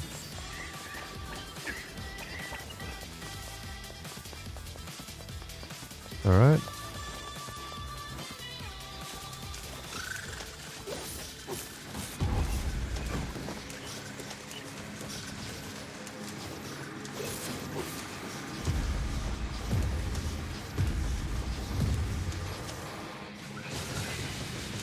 Alright then. That wasn't hard at all. Medicinal herb times 3. Huh. A black scroll, a lost destiny, a white book, a false truth. Okay, there's more.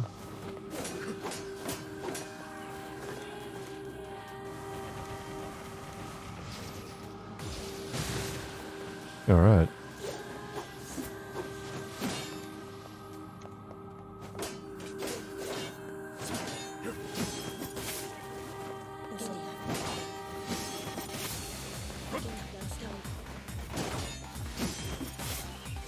This music is pretty random though. Also, what's up with the filters?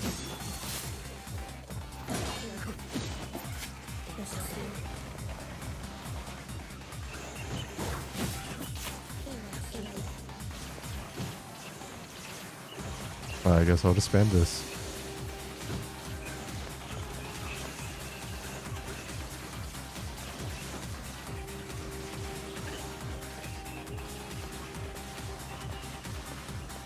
Is this like a survival mode or something?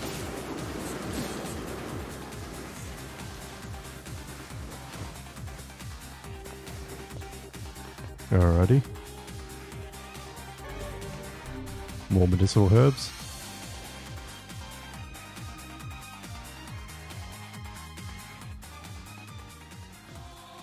Soldiers assault, calling forth white death. They are legion, those who plunge the world into darkness. Man, this is some diary NieR's mother took.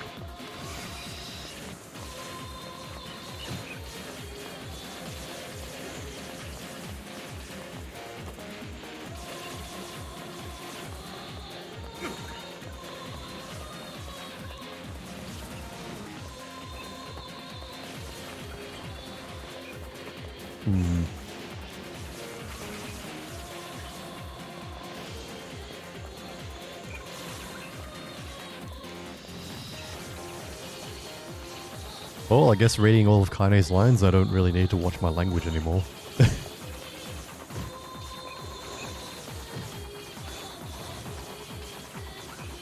Yeah, can't be bothered mashing that.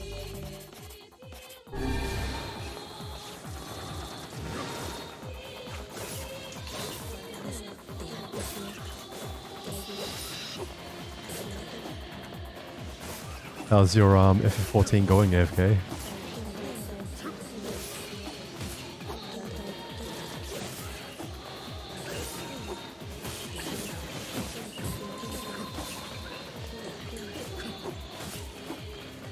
I honestly can't remember which part Bismarck was at for FF14 at the very least.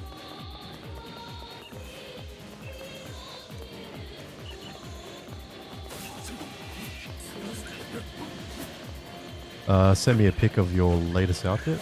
Okay. I'll have to check it at some point. Maybe after the stream.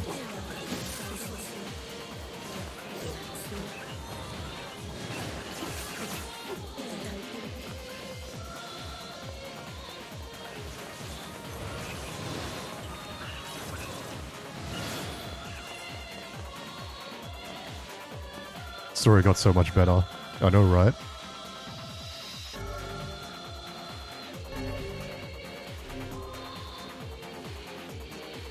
You wish you had more free time though. That's alright. Just enjoy it like a bit at a time. And yeah. You've got plenty of time to get to Endwalker anyway. So yeah, just like enjoy it the most you can, really. Maybe after the NieR stream, we can do some like dungeons or something after. Maybe I could try streaming FF14 as well. I'll need your help in FF14 soon though. Which part do you mean? Bring out a bigger sword. Oh god. Okay, this guy has like 2 big swords. Okay. Can't parry that.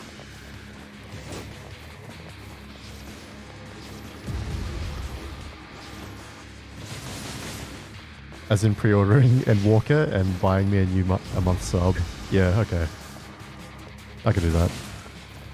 Your payment last time went through really fast, so all good.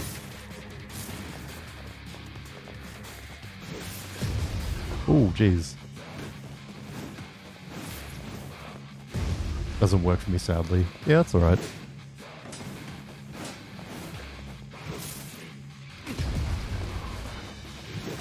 Honestly, not that much trouble for me either, so...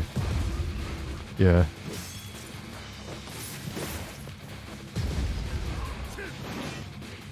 Oh, I just got stuck.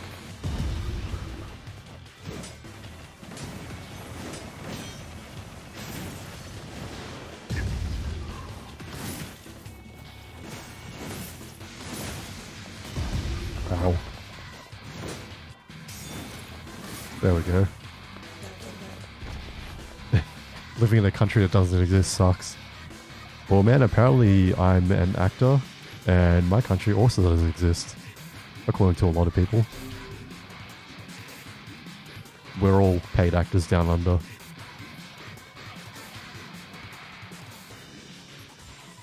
The black sickness stains the future, the journey to return to soulless vessels.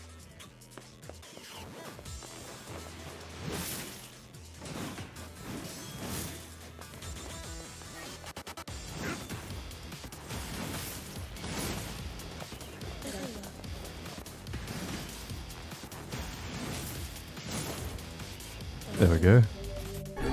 That was done. I'm guessing it's going to go through all of the stages or something? My country doesn't exist for most games. Yeah, pretty much.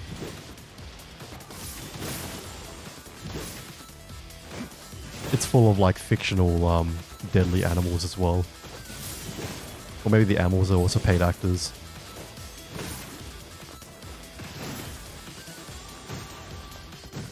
Ow.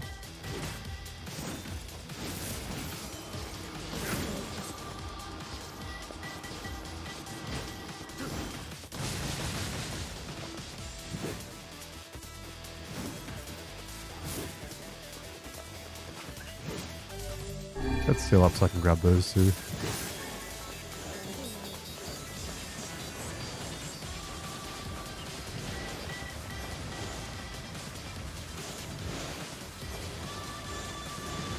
Okay, I can't reach it. There we go.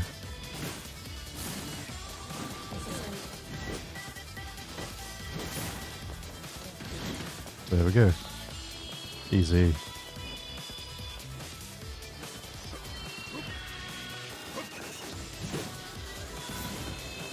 I mean, who celebrates Christmas during summer besides actors?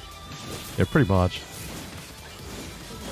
I spend my Christmas in flip-flops and shorts. And a singlet.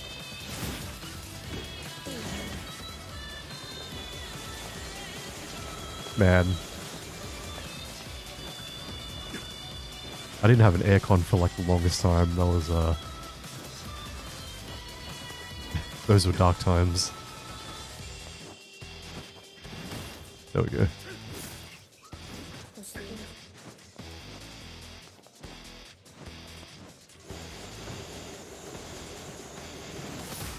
This guy just doing key blasts. Wrong franchise, man. Just question what a white Christmas is. Yeah, pretty much. When I was little, I was really confused why we didn't have, or like why movies had snow when it was so hot all the time.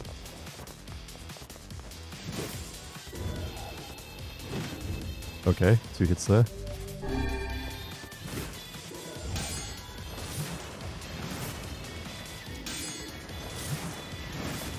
There we go. Why is it snowing when it's 40 degrees Celsius? I thought Santa brought it with him, the snow. And it looks like I finished it. Thank goodness. Do we get an extra bit of story? Nope, we get a stage 2. I guess I'll do that at some other point. Let's continue with the story for now.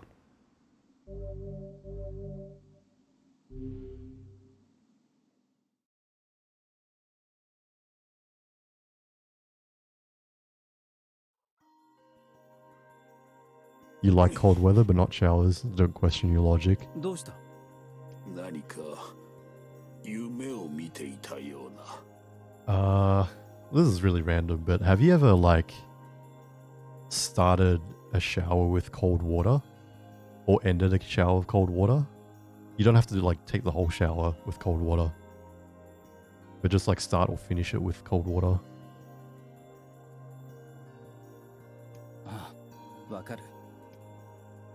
All right, let's see what we got here.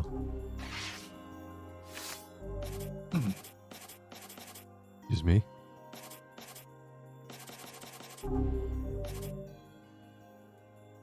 Used to shower cold and take a hot bath after. Yeah, how good does it feel when you switch it up? What are these weapons? I've never seen them before. I usually end with a turning the water cold, and then when you get out of the shower, yeah, really nice. Because you end up just feeling really warm, and it kind of like gets your blood flowing, so you don't feel as like stiff as well. Feels as good as a cold shower right after a hard gym session. Yeah, good for the muscles too. What did I get before? I think it might have been a spear. No, apparently not. I don't know what I got. I got some costume as well from what I remember.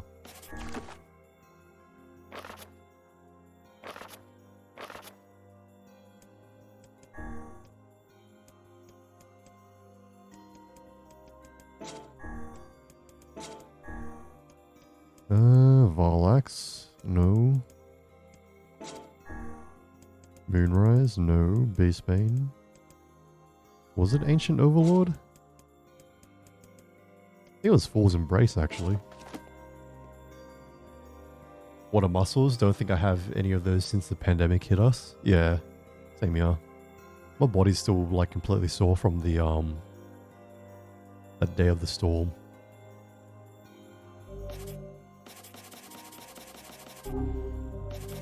Fool's Embrace. Okay, this is the one. Oh, okay. Maybe it's time to change the weapons. How did I feel lifting something heavy though? Pretty bad actually. Felt very weak.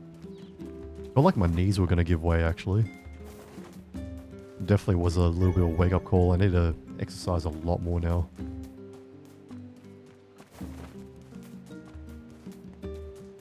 I think I kind of took like my routine for granted. Because yeah, it actually helped a lot. Exercising regularly. I think most of the population needs to exercise more. Yep.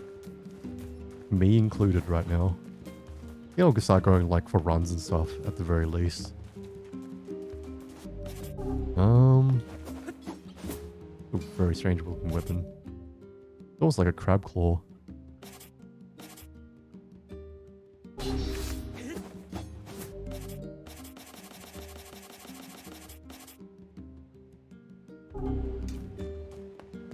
Wouldn't mind running outside besides 2 cons. What would those cons be? こんにちは。で、よう意外だな。もう声をかけてもらえないかと思ってた。 Raining in stray dogs? Do they just like chase you or something?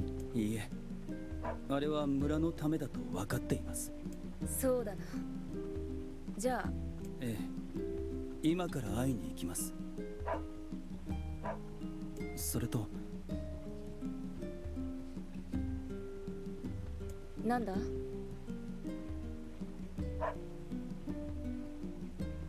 俺も昨日は取り乱してすみません。お前が謝る必要はないさ。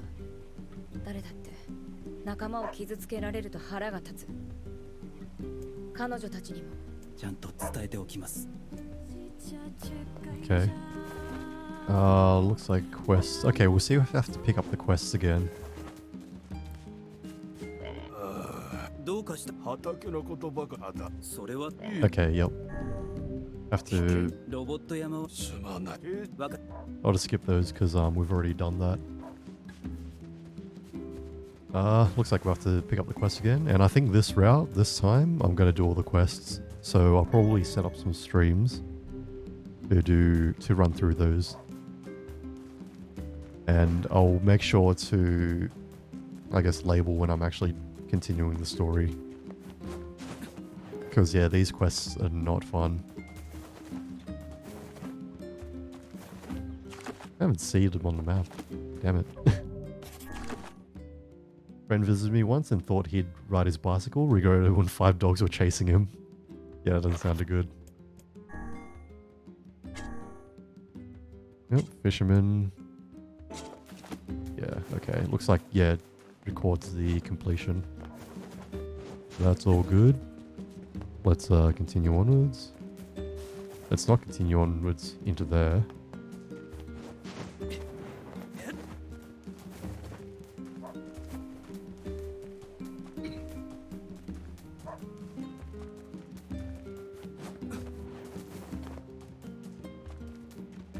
He also crashed his moped about 5 to 6 times now because a dog ran in his way. Yeah, it's not great. Speaking of dogs, oh, this one's on stray at least. 兄弟はポポルさんのところで預かってくれることになりましたよ。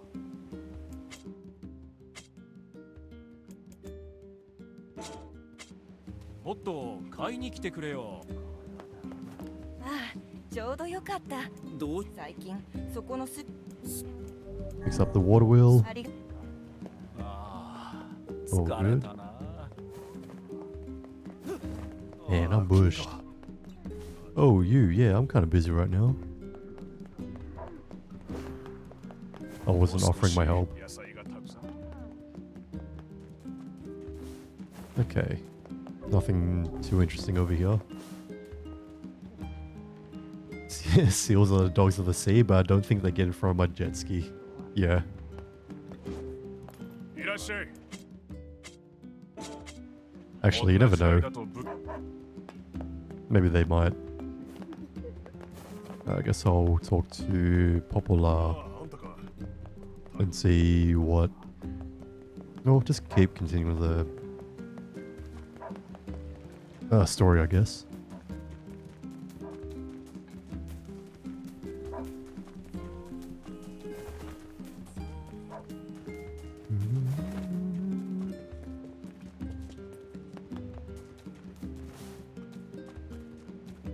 Have you seen those flying surfboards? They look like fun until I saw the price tag. I have not seen those.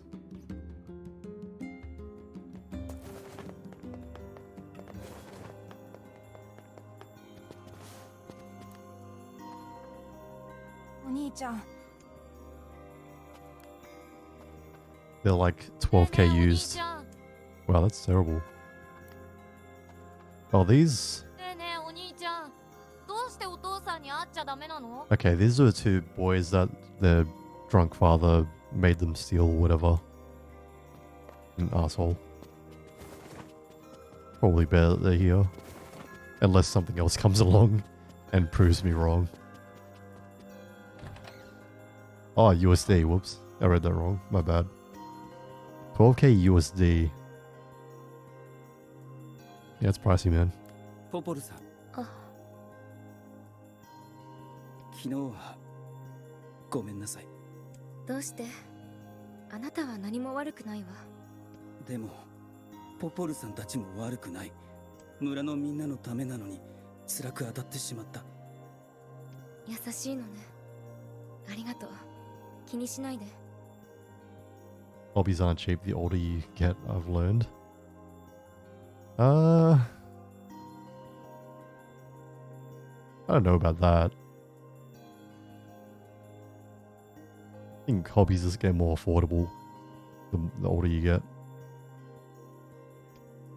そういえば何か話があるとか聞いたのだが。 Unless you're into like really old man stuff that only rich people do.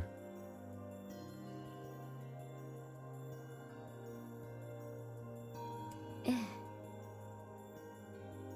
石の神殿があったでしょ。我のいたところだな。そう。魔王の居所はそことつながっているらしいの。 Soon it won't be affordable once the money starts getting printed. Yeah. 東大元暮らしか。でもあそこに渡る橋は通れなくなってるんじゃ。船で行けばいいわ。船？ようやく交易用の水路が整備されたの。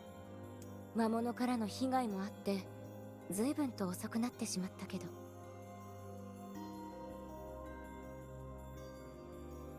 石の神殿の裏側の道にも船を出してくれるよう頼んでおいたわ。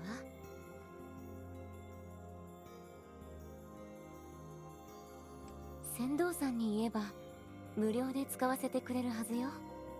これで町の間の移動も楽になると思うんだけれど。ありがとうございます。ポポルさんにはお世話になりっぱなしだよ。本当に感謝してる。じゃあ行ってきます。気をつけてね。 Oh, be careful. 気をつけてね。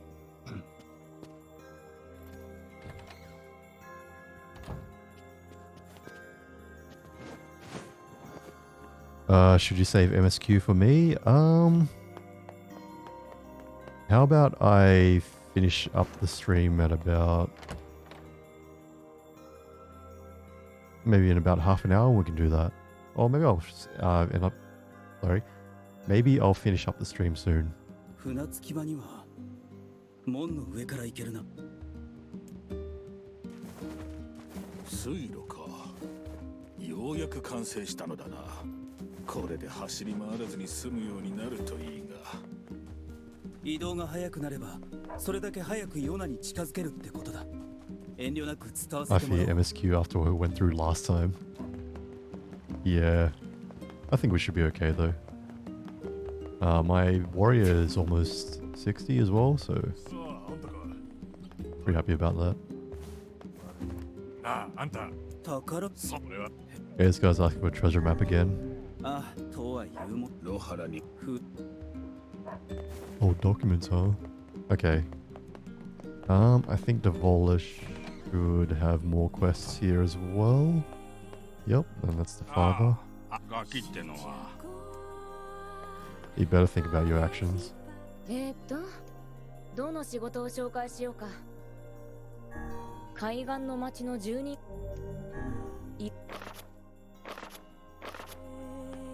Alright.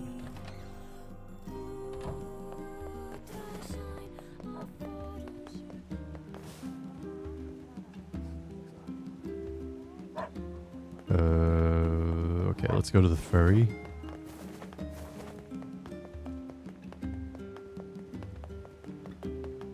Yeah, I just remembered I need to like eat as well, so I'll probably end the stream at maybe like 10 minutes or something. やあ、久しぶり。僕のこと覚えてるかな。 Man, it sucks that you died. その赤いカバン。ああれから仕事ありがとう。あ、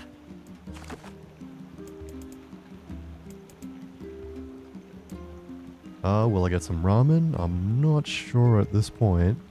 I'll see what happens, I guess. Just ransack the fridge and see what's available. You have a quest for me? No, you do not. Okay. I'll go to the Shad Lord's hideout.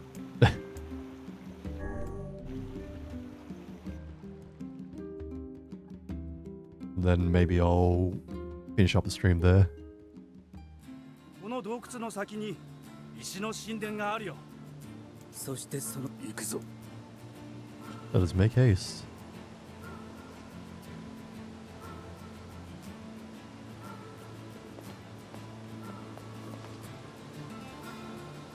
With that ninja run.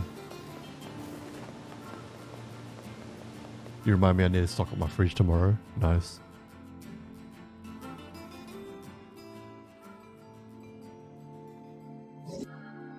Oh, this is new. This is all new stuff. Gretel, what do you want? Go away, dirty defective swine. I'm not like you. I'm different.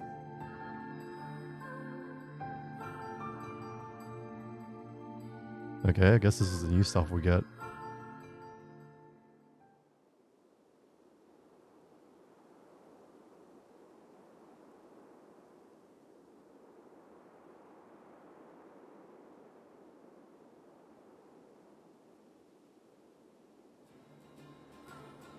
Alrighty then.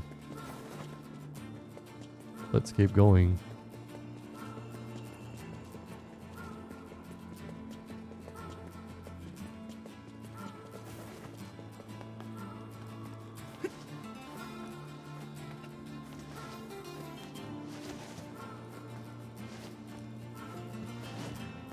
Yeah, I think I'll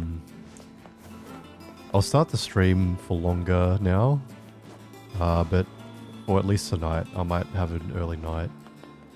Because after the weekend, I'm not feeling so good. I'm gonna start exercising more soon as well, so hopefully I don't feel like crap this week. Squat streams.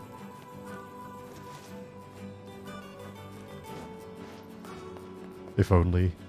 My squats are weak as now. I gotta see like what's the go for gyms nowadays as well, because there's still quite a bit of restrictions in gathering spots. So yeah.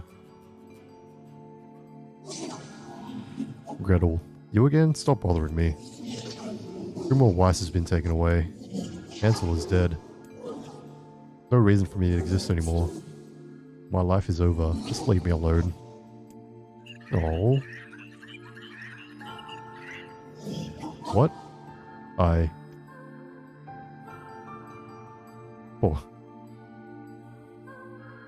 Poor guy. I can't remember which one that was. ようやく血を浴びれるな。嬉しいだろかいね。うるさい。話しかける殺しがしたくてうずうずしてたんだ。 Oh, that's new. We had to hear Tiran and Kaine banter as well. How come we can't play as her though? I want to play as her. Why you gotta tease me like this? Game. Alright, I'm not gonna bother fighting these guys again. I'm just gonna run through.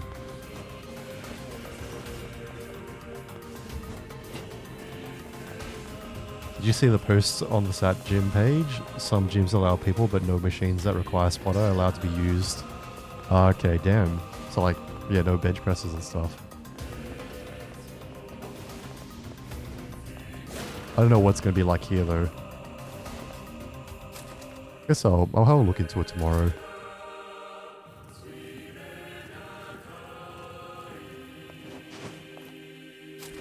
Good thing I can jump. Okay, can't move those ones.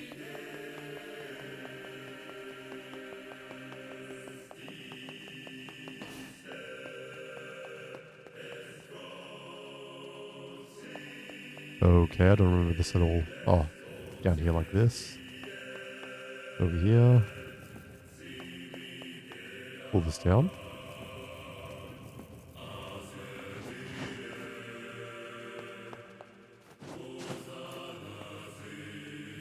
I don't even know what I could use at the gym with that rule. Even dumbbells had a spotter for me. Okay. I was gonna say you could use like free weights. たやすいものだ。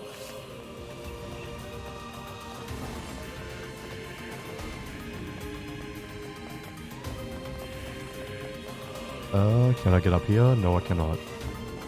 Oh, at least destroy that.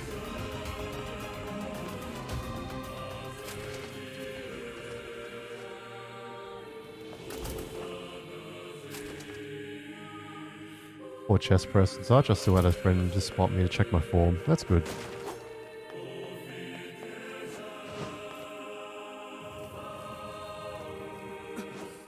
Two is always better than one in terms of like gym and stuff.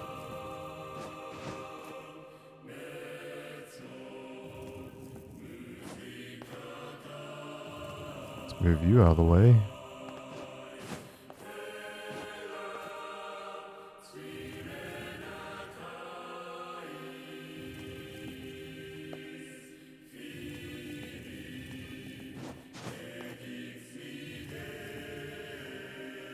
How the heck do I get through here?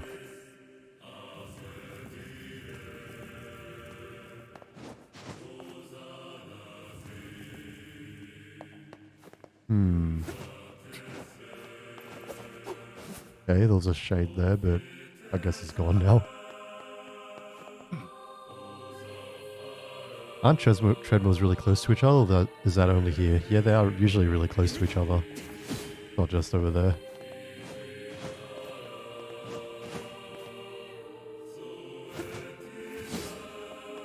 Oh man,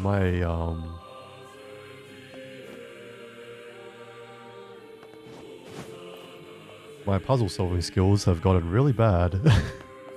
I blame all the alcohol.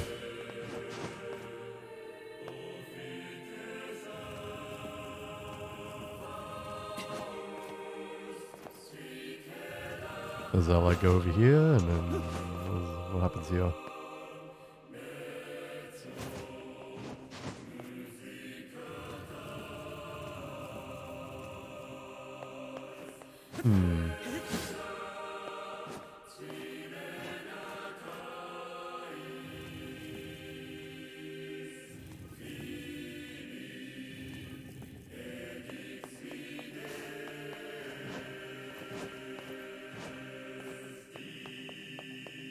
Okay then.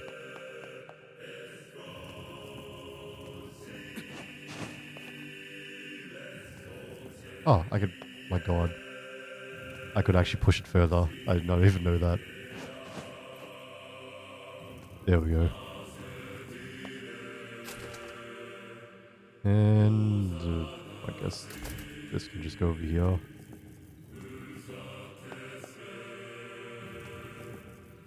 This can go down here.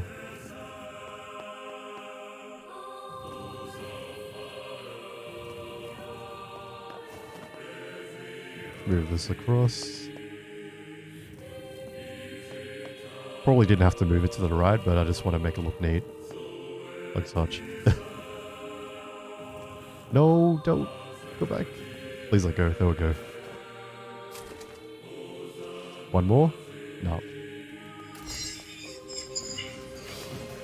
Turn back. Turn back. なんだこいつら。何か通常の魔物と動きが違うようだが。体の機能が完璧でない者たちか。そういえば聞いたことがある。俯瞰全体の魔物が集まっている場所が。Okay.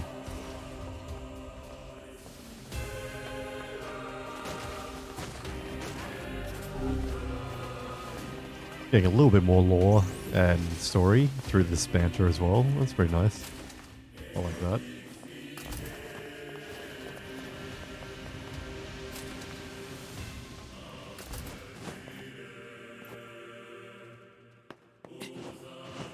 Okay. So just push this across and then push the other one across. Alrighty. That's... yeah. I got this now. I know all the rules. No puzzle can stop me now. Hopefully.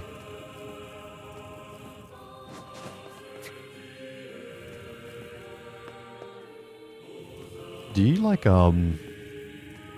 watching like horror? Not even horror movies. Do you like watching people play horror games?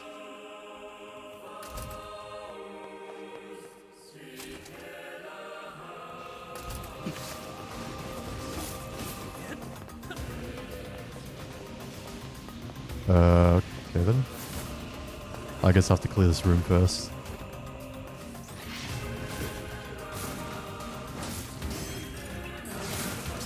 So I want to try to stream some horror games at some point, but I don't know like how interesting it'll be, because I probably won't react much to it.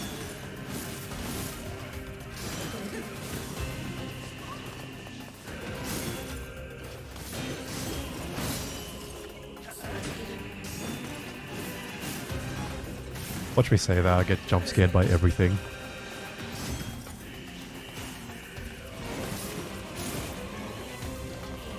Yeah. Alright. Oh, the healing cells. Depends on the person's reactions. Okay.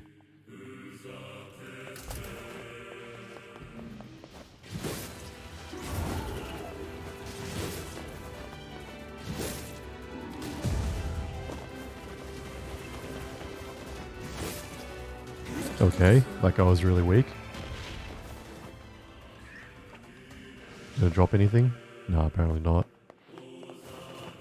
Too good to drop things. May as well use this. Not going anywhere.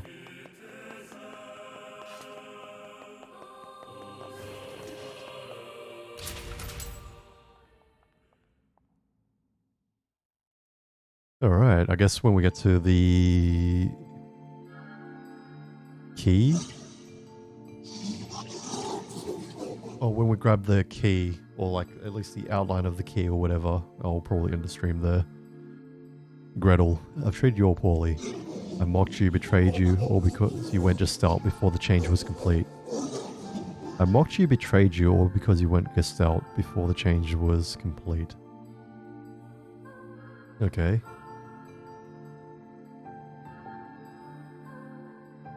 Guessing Gestalt means like physical or something. But after all this, I think I can understand you. I think we can speak as equals. This makes me very happy. I hope we can spend the rest of our life.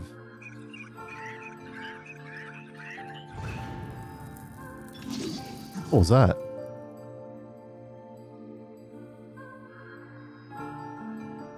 What game was I going to play? I wanted to play Fatal Frame 2, or Zero 2, or Project Zero 2, Crimson Butterfly. It's known as different names in every region. I think Japanese name is Zero. 今度から俺も野宿するよ。なぜですか？お前らだけ村に入れないなんて、やっぱりどう考えてもおかしい。不自然だ。抗議運動というわけですね。やめておけ。けど、このままじゃ俺の気持ちが。では、その気持ちだけありがたくいただいておきます。エミール。この大事な時期に慣れない野宿で体調を崩したら大変ですから。それに僕、カイネさんと二人きりでする野宿、割と気に入ってるんです。そういうことだ。邪魔するな。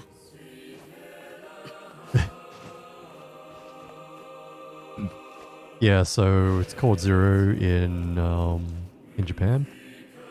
In America, it's called Fatal Frame. In PAL regions, it's called Project Zero. I really like Fatal Frame 2, but I had an issue with my copy of the game where it kind of just froze on a boss. So I want to like pick that back up and play through all of that. I'll probably buy the Wii version or something. I'll either like hook up my Wii U and just stream it that way, or maybe, I don't know, stream it higher res through other means. Either way, I do want to buy the game.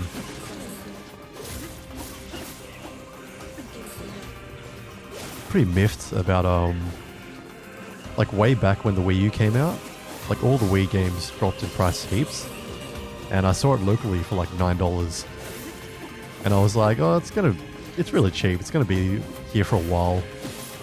And I've seen so many copies of it just lying around, and then I came back the next week to buy it and it was all gone, and now the copies are going for like $80 on eBay and such.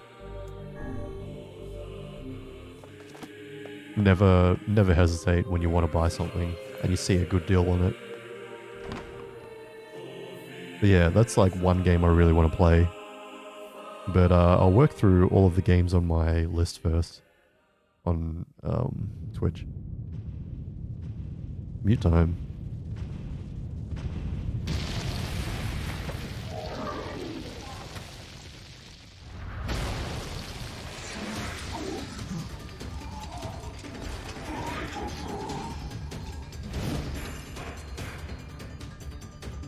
Oh man, the bosses have dialogue now, and they have names. This is just like Automata.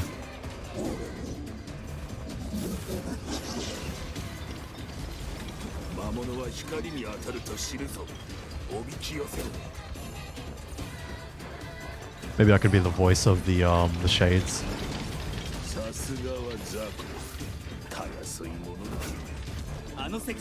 Wait, I wonder if Weiss can understand the shades. I'm not their leader, it is I who rely on them. It is they who saved me. Well, this makes these fights a little bit more a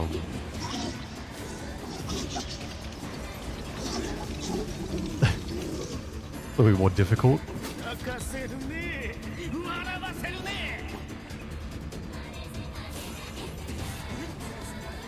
Oh, yeah, there was a cutscene with Kaine here, so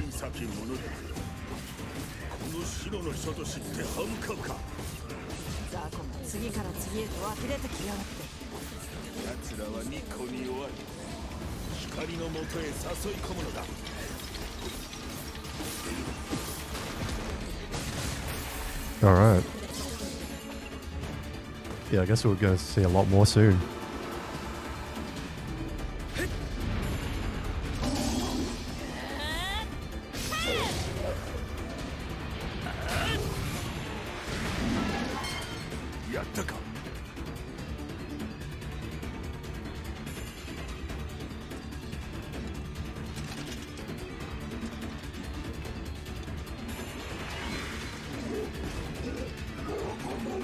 Those are my friends.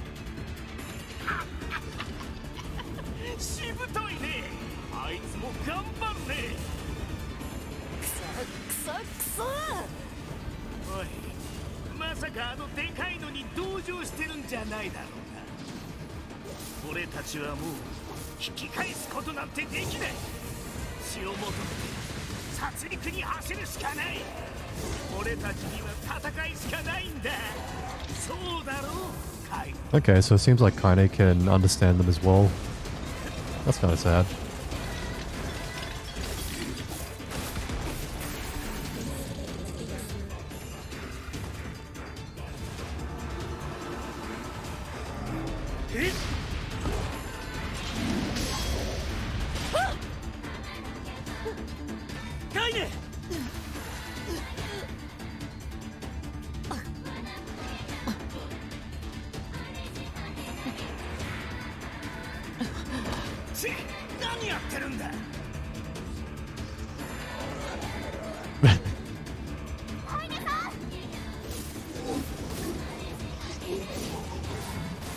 Move, you stupid arm, move!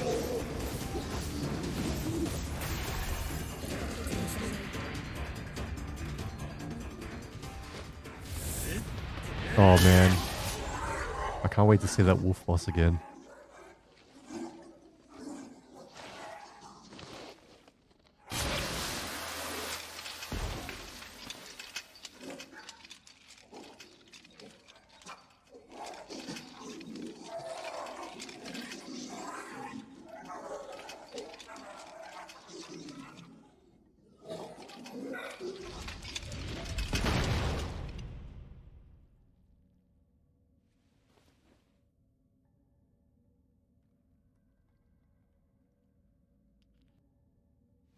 大丈夫かカイネ。今傷の手当てを。この傷はもはやダメですカイネさ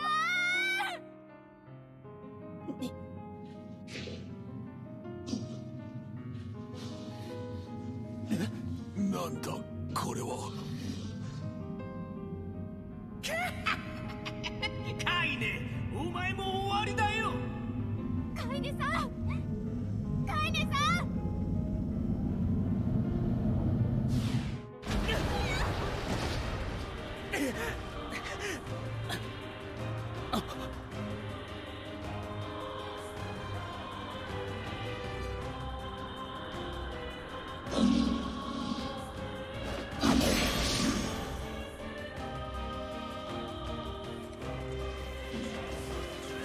カイネさんの魔物が。叩き落とすしかないようだな。カイネさん正気に戻ってください。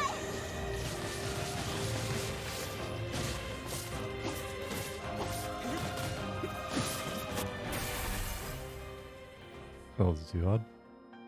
やれやれ。 Excuse me. カイネさんカイネさん。カイネ。私は力を抑えることができなかった。もうお前たちとずっと一緒にいますよ僕は。また魔物化したら今みたいに止めます。何度だって何度だって止めます。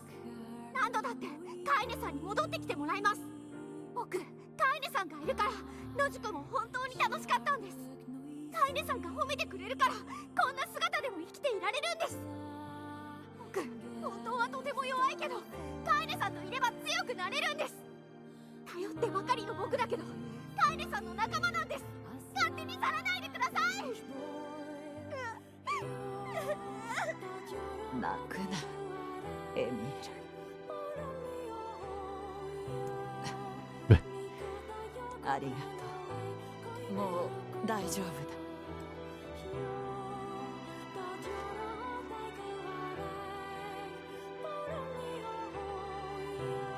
Alright, let's grab that key.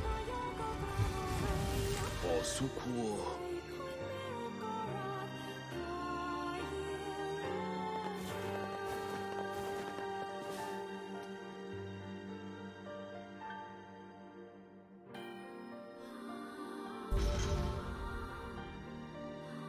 これはなんだ。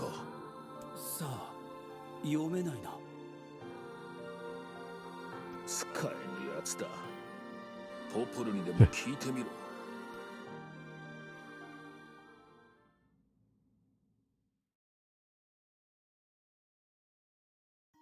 これは暗号。なんとかなりそうか。これは魔王の城への封印を解く鍵みたい。ちょっとこれを見てもらえる？わかる範囲の言葉を書いてみたの。手に入ったのは石の守護神という部分の石片。石の神殿にあったことを考えると、ここの石片の言葉に何か意味があると思う。あと4つの石片がはまりそうな場所があるんだけれど、NieR、機械の断り、記憶する気、忠誠のケルベロス。このうち機械の断りは多分記憶する気は神話の森かしら。あとの2つ、NieR、忠誠のケルベロスは何のことを言っているのかわからないわ。なるほどな。ん？各地点のでかい魔物を倒して。手当たり次第に殺していくと。魔王の元に行くためだ。それに相手は魔物。けどさらわれたヨナの方が危険だ。でもヨナちゃんは生きてる。絶対に生きてる。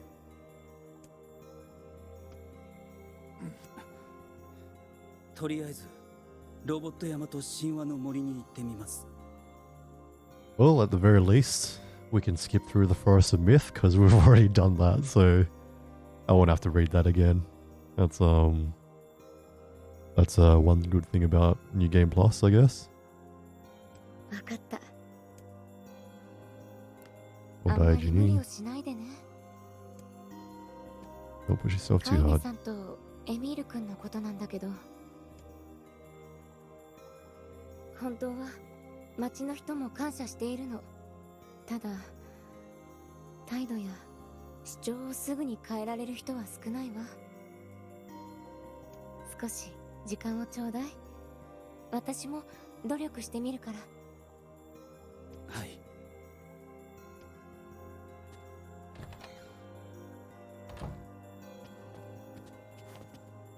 Alrighty.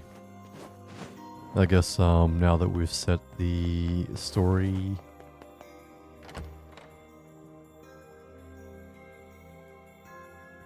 in motion, I'll probably end the stream very soon. Let's go to the Forest of Myth first, I guess. 神話の森にあのやかましい連中の村か。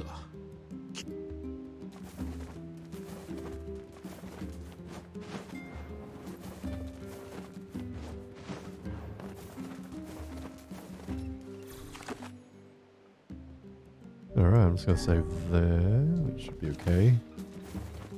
Maybe before I finish up, I'll just see if I can pick up any quests.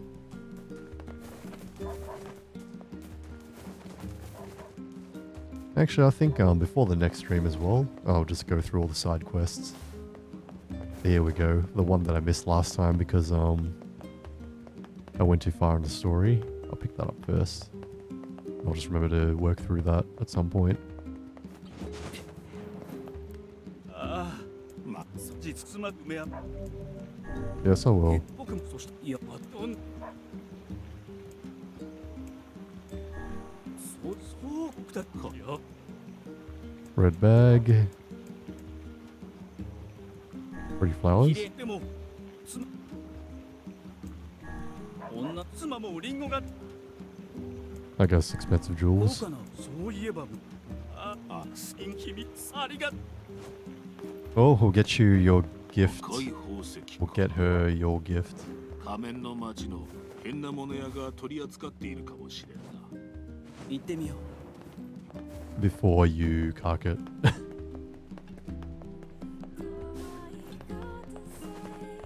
Alrighty. I guess here I will end it. I'll just go back to the red letterbox and save it first, and then I'll end the stream. And tomorrow I've got a drawing stream. I'm honestly not sure what I want to do there, but I think I'll just have a play around with just painting in general, I guess. I honestly have no idea what to do with that, or do in that regard. But yeah. Alright, I guess that brings us to the end of the stream. In the future I would like to stream a little bit longer. Unfortunately I'm not feeling like 100% today, so I'm just going to end it short. I might... Oh, actually nah. I was thinking of doing another stream maybe later. Just like a casual one with maybe Guilty Gear or something. But I think it might be a good idea to have an early night's sleep. So anyway, to everyone that joined my stream, thank you so much for watching. And as per usual, I hope you have a wonderful night. And if you're on the opposite side of the world, hope you have a great day. Take care of yourselves, and I'll see you on the next stream. Bye bye.